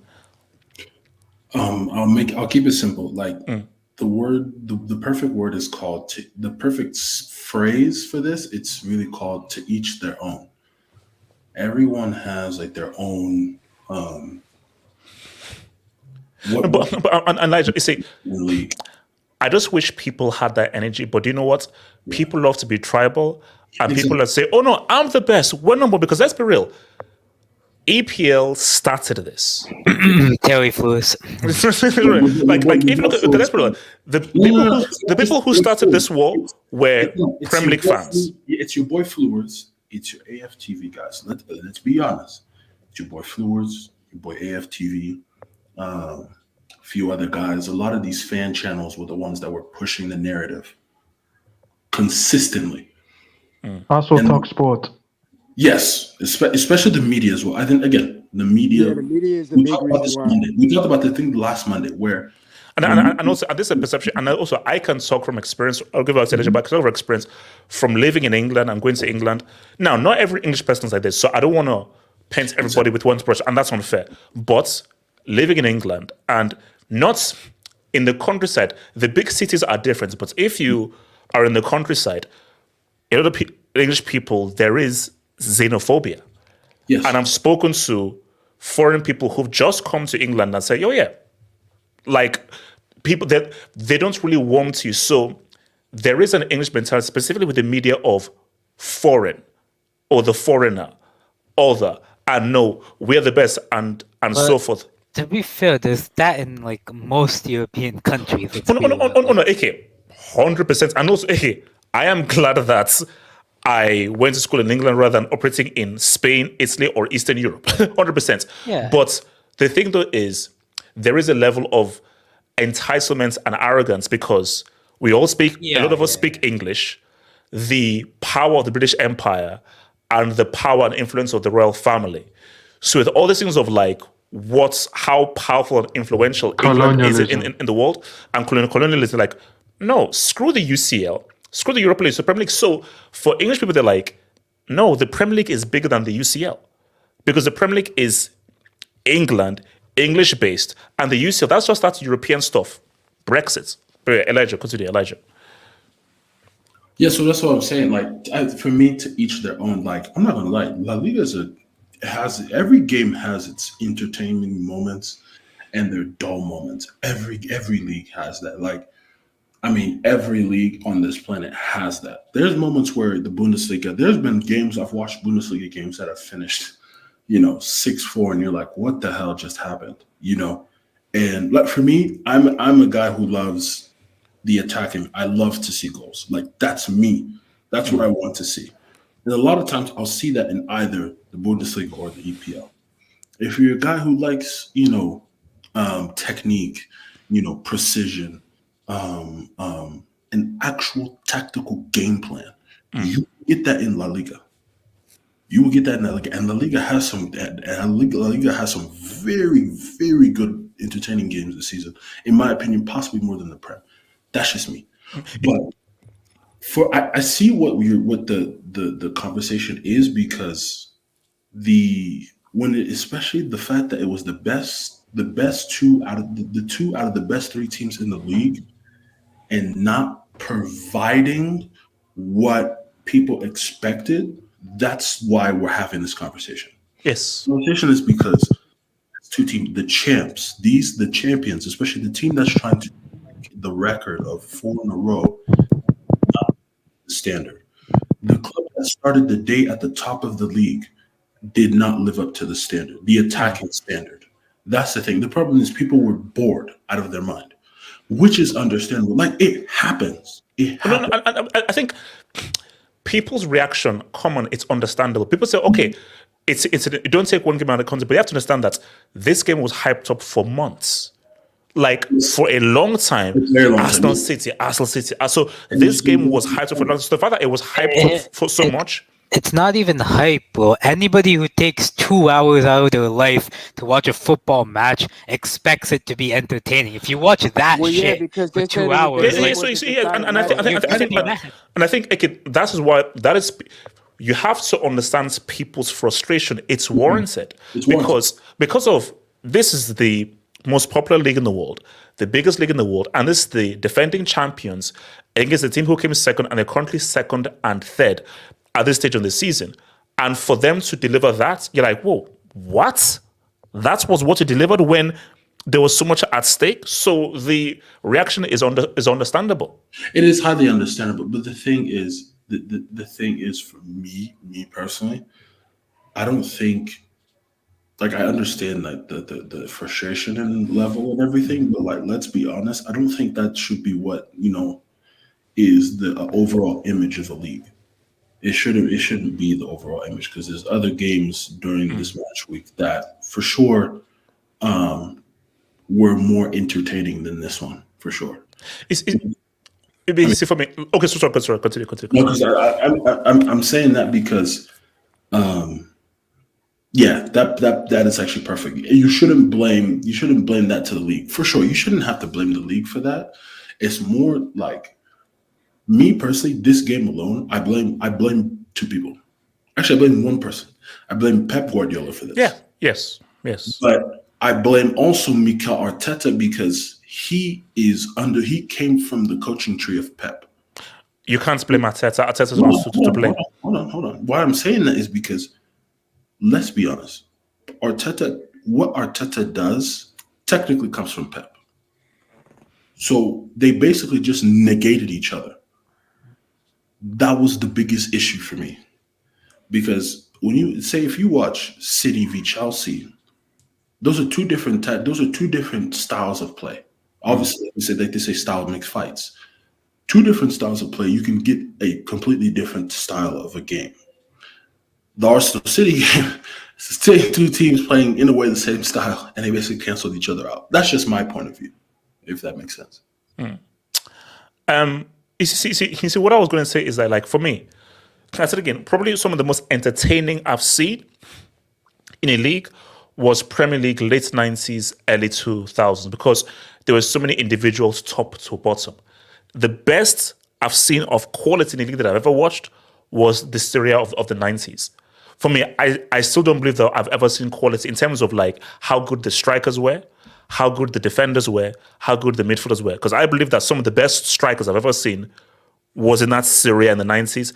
And I don't get on, the best defenders of all time came from peak Serie. So for me, Serie is the league that I've seen of the highest quality, top to bottom, where Parma were good, Roma were good, freaking Atalanta were good. There were so many good teams who were 6th, 7th, 8th, 9th that had quality, like Totti. You had freaking Totti and Tomasi and Batistuta and Cafu in freaking Roma, So I think that's the best I've seen in terms of quality. But the thing though is that I think, do you know what it is? And here's the key, I want to go through it. So, and I've got it. So people criticizing the EPL, they look at, okay, we should judge a team top to bottom, but you know how they say, put your best foot forward. The face league are your best teams. So how we compare players? Let's compare players at the very best. So let us look at the league. Okay, what is your league's best foot forward? So those are your best teams. So if first against second. So the issue though is that for La Liga fans, they've been spoiled because some of the best games I've seen on a consistent basis were those Barca Real games. Like those El Clasico games were some of the highest quality games that we've seen of like two teams competing for a league. So La Liga fans are now spoiled based on those El Clasico games. And now they say, okay, El Clasico, okay, EPL, what do you have? And the EPL level is so much lower than those El Clasico games. But it's an unfair comparison because, bro, do you know the kinds of players you had on that pitch? Like, the Premier League has never in the entire history had players of that level that we saw in El Clasico. I mean, you're talking about Iniesta, Modric, Ramos, Puyol, Messi, Cristiano, all playing at their peak. So for La Liga, guys, like, wait, hang on. We've grown up with watching El Clasicos and how crazy and close those games were, how quality they are. And I'm looking at Liverpool City, City Arsenal, Liverpool. I'm like, no, they're doing great. But it's an unfair comparison based on where you're coming from. So, who else was going? I do. Well, we're talking because okay, let me go to Hokage Zombies and Black Soul. So Hokage. I feel like also sometimes, even like quality aside and everything, when people are determining their best, like the best league, it also just comes with familiarity. I think we've already hit on this before. Like English Premier League, like English, the most spoken language in the world. It's like obviously there's going to be more fans of the Premier League and all that. But I mean, there's a dub about it later, but there is a dub that's going to talk about La Liga, and it's a very good point. And it could change that. It seriously could change the tide, and La Liga could get more like eyes on it. I don't want to waste the guy's money for the dub. Okay, yeah. I'll get to the dubs. I'll get to that. So let me come to Zombies, Black Salt, and I'll get to the dub. So Zombies. Yeah, so I remember at a time when I first started watching football, I watching the Premier League along with La Liga, like at the same time. And I remember, back then Premier League games were entertaining because they had like, individuals like, upcoming Rooney, upcoming Cristiano Ronaldo, Van Nistelrooy, Drogba, they had all those guys, and like Hokage brought up a good point too. Like the matchups at the time were, they were pretty good, but then with La Liga at the time, and I'm kind of glad you brought this up too, HH. Like we were too busy watching, the El Clasico games where you started to see like a lot of superstars that came from the Premier League, pretty much built their career, like in La Liga, like more forward. Watching the Premier League now, I would say, the matchups, they're not really up there, but because, now you see top teams that you've seen before years ago, now they're not doing so great. Now it's just, Man City, Arsenal, Liverpool, and then you have like a couple of good teams that sometimes would be in the top 4 that you would never see, like Aston Villa, Tottenham, Luton, and that's crazy because that just shows you how like it's a lot more open. It's a lot more open because there are different teams that can compete. It's a lot more open because. And I also remember because Pep made that point though that you can never go to sleep. You can be beaten any day by any team in the EPL. But yeah. Well, yeah, and then too, they don't. A lot of teams today don't have that star pattern, that stardom, like that individualness, that explosiveness, like what you need.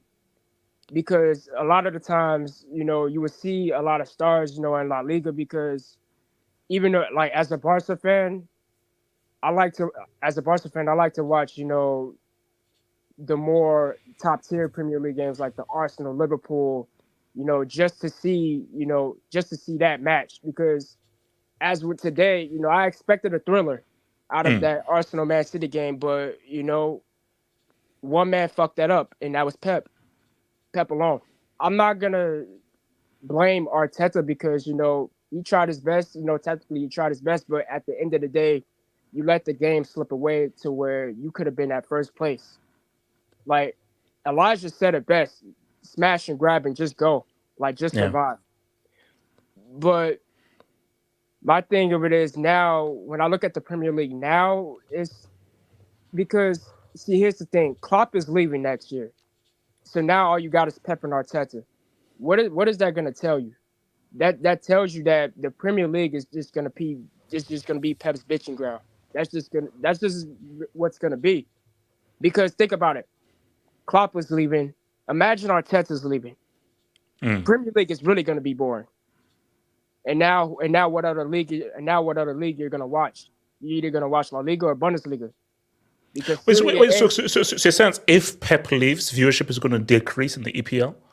I'm not saying that. It's just, how can I say this? It's just no. For me, look, EPL. It doesn't matter what manager leaves or anything. Because someone even said before, colonialism tax is huge. There are people who are. So I can speak for Nigeria right now. There are Nigerians who, no matter what, hardcore, die-hard Arsenal fans. That's fans. Put Mickey Mouse, Homer Simpson, Ren and Stimpy as manager or a striker. They are United fans for life. For life. And that's just because of our relationship with England, colonialism tax. So they are rooted there. So it doesn't matter who comes, who goes. See, for City, they're new. But for Arsenal, United, Chelsea, Africa, Asia, they have fans who are entrenched based on just the branding and the marketability of the EPL. Like, there's no Premier League is the most popular league in the world. That's what's even not up for debate. There's no competition. No league can compete with the Premier League's global popularity. So that is there. So and then too, every league is gonna have their own, way of competing against another league. Elijah said it best: to each is their own. You're gonna have matchups that are good, that are entertaining, and then you're gonna have matchups that are not good and are not entertaining. So that's the whole thing with leagues today. That's just me. Black Seal. So I'll take your debate skills. Black Seal. Okay, now this whole thing of which one is the best league. Look, the Premier League is the most marketable, and it is the most popular. I can speak from two different viewpoints. So I can speak from the African viewpoint because I live in South Africa, and I can speak from the Latino viewpoint because I was born in Latin America. So here in South Africa, one thing I realized is that people don't really care. Unlike perhaps maybe in Nigeria or in other places, people still follow Atletico, people follow Real, people follow Barca, and of course the PR. The PR. But also, Black, so don't know what helps, and I think you will know because. So in case you guys are so basically, DSTV is like a thing that is shown in Africa, and basically Super Sports is like the sports channel from South Africa that's shown all over Africa. So if you have Super Sports, unlike Sky Sports or BT Sports, Super Sports shows Bundesliga games, La Liga games. They don't show Bundesliga anymore. They show Serie, so La Liga games, Serie A games, Premier League games. Yeah. So and if you add ESPN, they show the Dutch league. So you can also add that. But that's from the African perspective. Now, from the Latino perspective, for example, I'm from Cuba, right? So, recently I've noticed that in Cuba, many people follow La Liga a lot. Like they follow Atleti, they follow Real, they follow Barca. And considering that Cuba has always been more of a baseballing nation, like all of a sudden something clicked that all of a sudden people just wanted to follow La Liga. And being recently, they usually show La Liga and Bundesliga, but more people focus on La Liga because of Real Madrid, because of Barcelona, because of Atletico Madrid.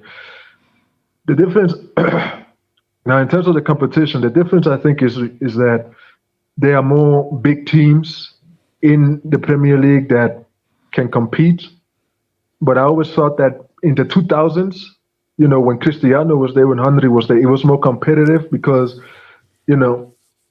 Arsenal, Man United, Chelsea, Liverpool, they were not only competing for titles, but literally competing for Champions League. At least one of those guys will always reach the semifinals during that time. Then once La Liga came up, it was especially Cholo. As a matter of fact, I feel like Cholo is the one who actually changed La Liga and made it the best league in the world, because if it wasn't for him, it would have been just a two-horse race throughout that Messi-Ronaldo era.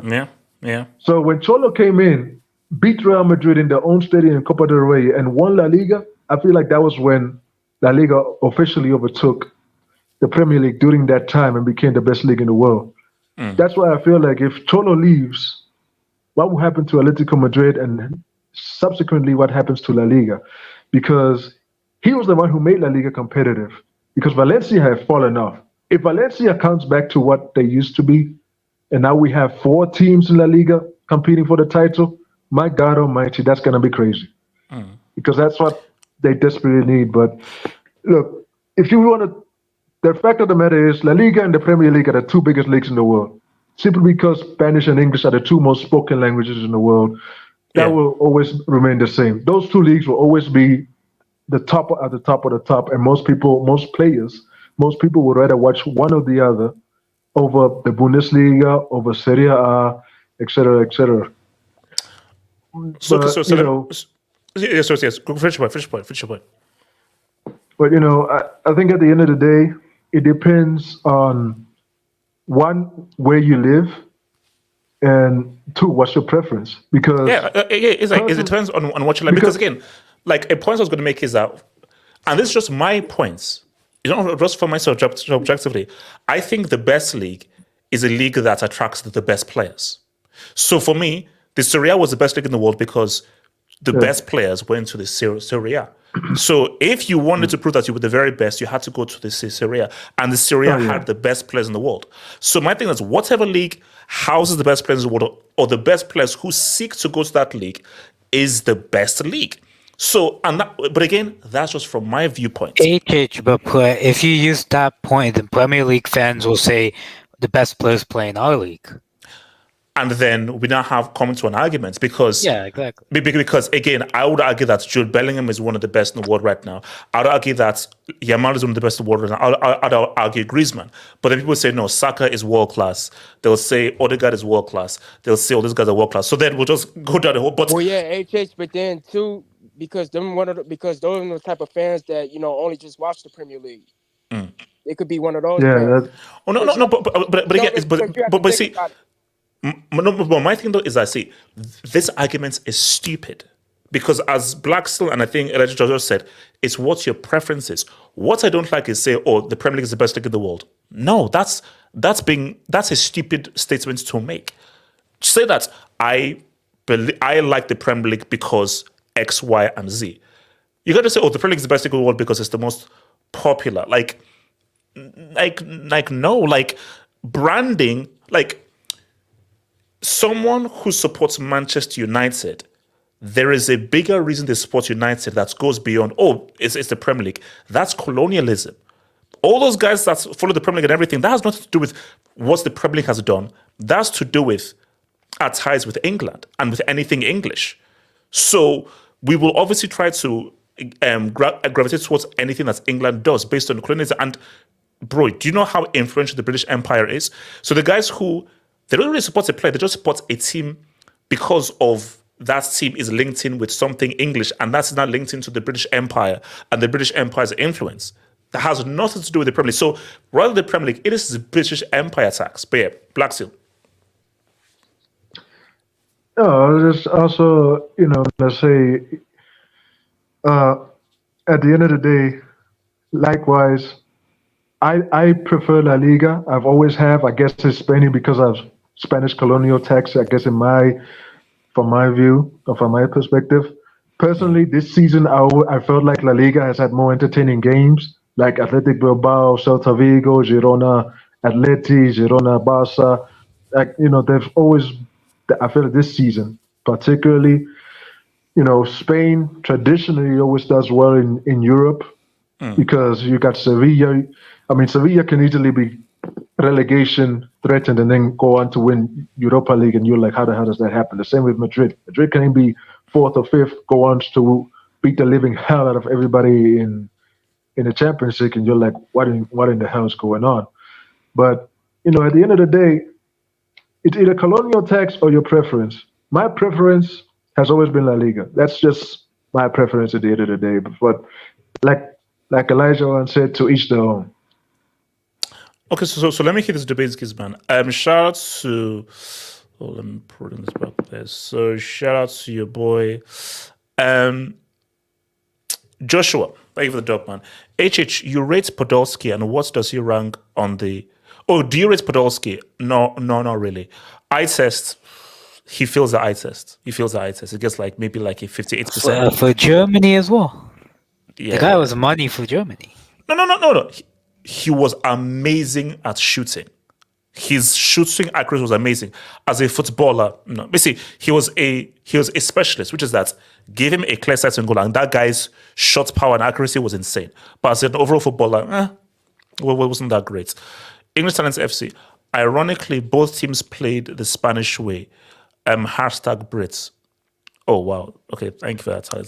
One guy played like Talents 2.0, bro. Talents FC. So foreign coaches are ruining our league and our game. Both coaches are Spanish, came to England for money.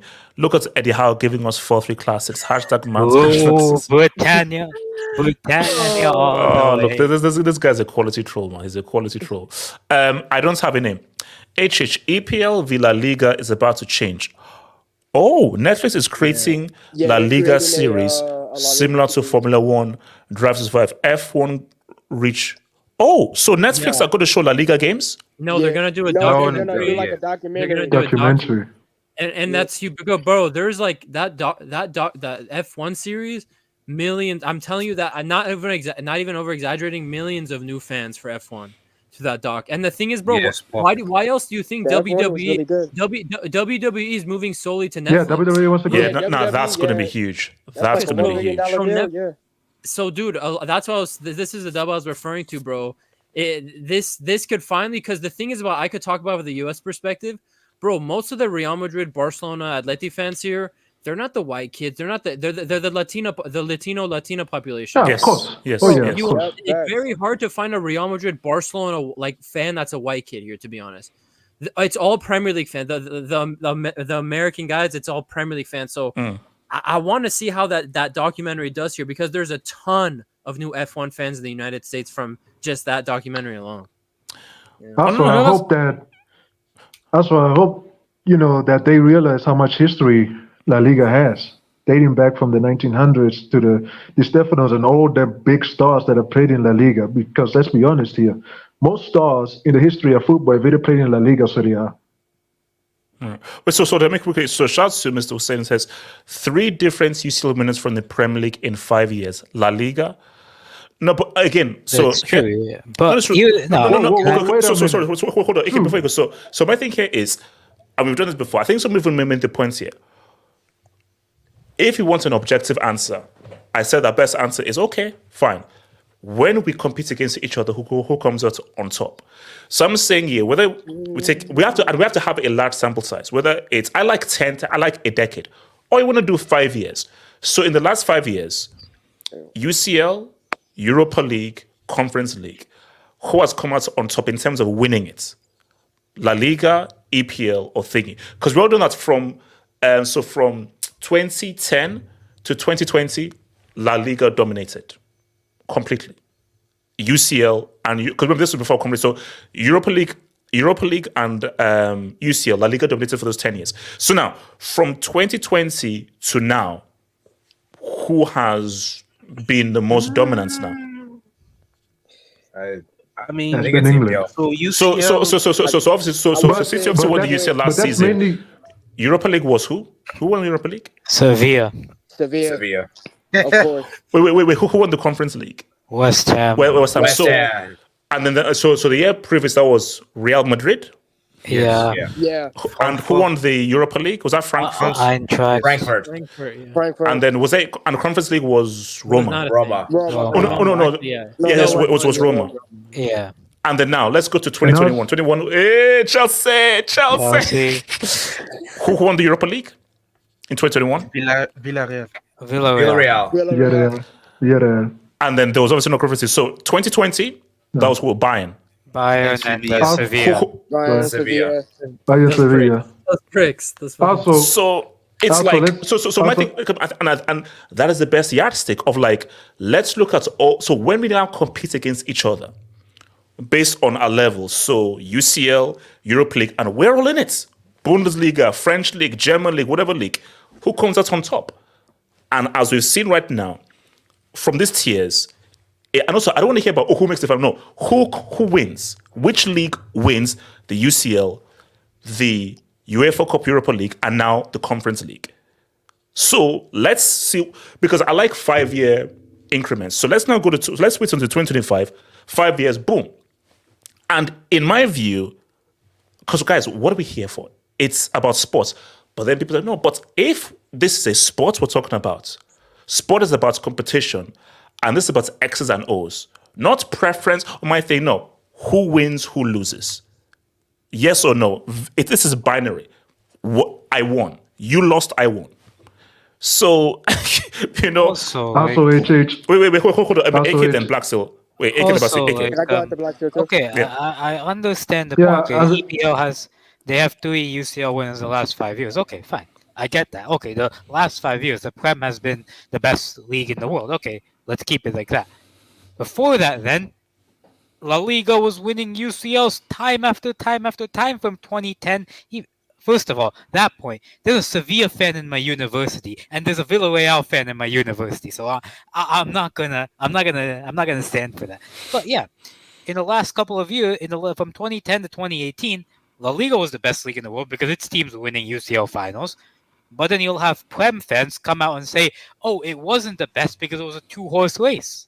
Like, there is no there has to be a set metric, and that set metric has to be used consistently. That's my point. Black Seal then Zombies. Black Seal. No, I was just going to add that people tend to forget that Atletico Madrid and Barcelona are still in transition periods.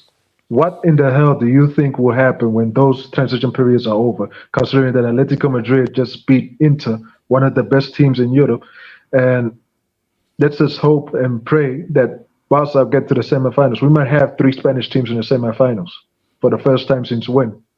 2002? 16, I think. Oh wait, no, never mind. No, you're right. No, 2002. Yeah. No. Yeah. No, 2000. No, I think 2000. Yeah, it was 2000 because that year was Real Valencia Barca. That was the closest time we ever had to a Clasico final until now. So that's all I'm going to say. So zombies. Yeah, so Blackster just said the words that came out of my mouth about the transitional periods, because if you really think about it, over the years there have been a lot of teams that have been in transitional periods and have gotten better, even like mid-tier and low-tier teams with the Premier League and La Liga, including other leagues. Like for an example, Leicester City, like in 2016, who would have thought that they would ever win the Premier League? Because think about it, over the years, Leicester City was an afterthought. That 2016 season, they won that. Then too, with Aston Villa, look at what they were doing at first, and then too, even with Girona, because Girona are still even in a transitional period, and they've been playing really well. Like during the beginning of the season, I don't know what's going on with them now, and that's what people have to realize too. When teams are in a transitional period, those are the teams you have to keep an eye on because you never know they can bounce back. Yeah. And that's what Real Madrid. Actually, hold on. Actually, let me. Real Madrid won Champions League. Wait, in hold on. transition. I want to bring in Think Alex. about that. So hold on. So Alex, your thought, because Alex hasn't really spoken here. So Alex, where are you at in terms of what is the best league and should there actually be a best league? Can you actually have a best league, Alex?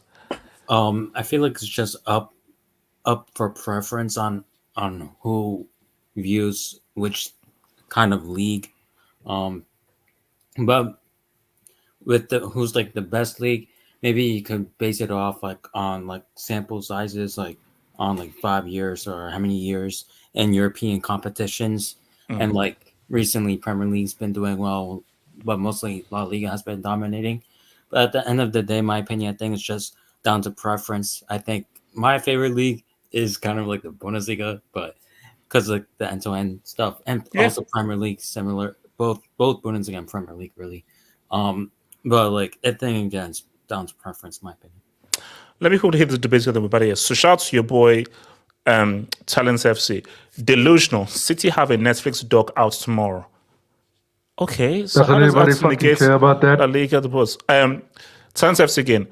Neville got a job in La Liga ass, and Emery left them. Smiley emoji. Neville was crap. No, he was garbage. His Valencia thing was garbage, bro. Awful And for he got shown up, and he's never returned to management since. Mr. Hussein, all of a sudden you're bringing up Europa. Yes, because that's a competition. So if you're competing against one another, like you have to compete against guys your level. So do you now want a so do you now want like a Villarreal or a Sevilla to only compete against a City, Bayern, and a PSG, or do you want like a West Ham or a Brighton to only compete against a Real Madrid, PSG, or a Bayern? No, that's unfair. Okay, so are we saying that if we don't take into account Europa, so are we saying the Premier League is a two-horse race now? Because Man City and Liverpool are the two best teams in the Premier League, and they're the teams that do well in the UCL. So are we saying now the Premier League is a two-horse race? Yeah, no, it doesn't make sense. I thought it was about competition quality throughout. Yeah, all the competitions matter. You can't just focus on. You say all the competitions matter, and from what we've seen here, La Liga, you've had at least one La Liga team winning either the Europa or the UCL in the past 4 years. So you can't ignore that. Shout out to your boy MC. Real Madrid only La Liga clown team been in the CSL final in the past 7 years. But MC, you effing moron. We have to address every competition because the whole point of the argument is league, not just the best teams, it's the league. And what happens when all of the teams in that league compete against other guys on our level? So UCL is that parity level. Europa is that parity level. And what happens when we face guys over level and say what's up? Because we're not comparing the best to the best, we're comparing the league. Because what is the debate? What is the best league? Not what is the best 2-3 teams, is what is the best league. And if we're saying what is the best league, is what happens when we compete against guys of our level. So has MT paid his friends from the Middle East? He hasn't. He still hasn't. MC, you still owe your guys for that. That's how we dunked in 2021. It's been 3 years. It's been 3 years, bro. Science FC. La Liga ass. No, it's Real Madrid. Kwame and Kobe meme vibes. Look, Science FC. I don't even know what this guy's. God damn these fucking trolls. So hold on. Okay. Father Alvaro, offside man. Wow. La Liga are still competing and winning trophies in their transition period. 0 EPL teams made it to the UCL quarters in 14-15. By the way, I remember that. Oh damn. Oh, it was in 14. Yeah, but you see, that's to say. Look, again, to go through this, like at the end of the day, like the whole thing about there is no number one league. But EPL fans, you started this by saying that, oh man, La Liga will just by disparaging other leagues. Whereas that's no, just worry about your own league and say what's up. Now, we could have a scenario where Liverpool are favorites for the Europa, City the favorites for the UCL. So if City win the UCL and Liverpool win the Europa League, are Brighton still in the Conference League? Brighton were there in the Right, Europa and now League. So are there any EPL teams in the Conference League Aston remain? Villa. Aston Villa. Yeah, so basically, so if then that's now here's the thing. If let's say Villa win the Conference League, Liverpool win the Europa League, City win the UCL, that's still just one season. Now it's amazing, but that's still only one season. Remember, we are looking for a sample size of 5 years of dominance in that competition. Because the best yardstick, the fairest yardstick is when we compete against each other on the football pitch, who comes out on top. So not about entertainment, tactical quality, football quality. This is competition. When we compete against each other, who comes out on top? So we have to wait and see. Guys, it's been swell. It's been real. Remember, guys, this is going to be on Spotify and Apple Podcasts. I'll see you soon. Remember, Monday, members hangout. Peace out. One love, baby.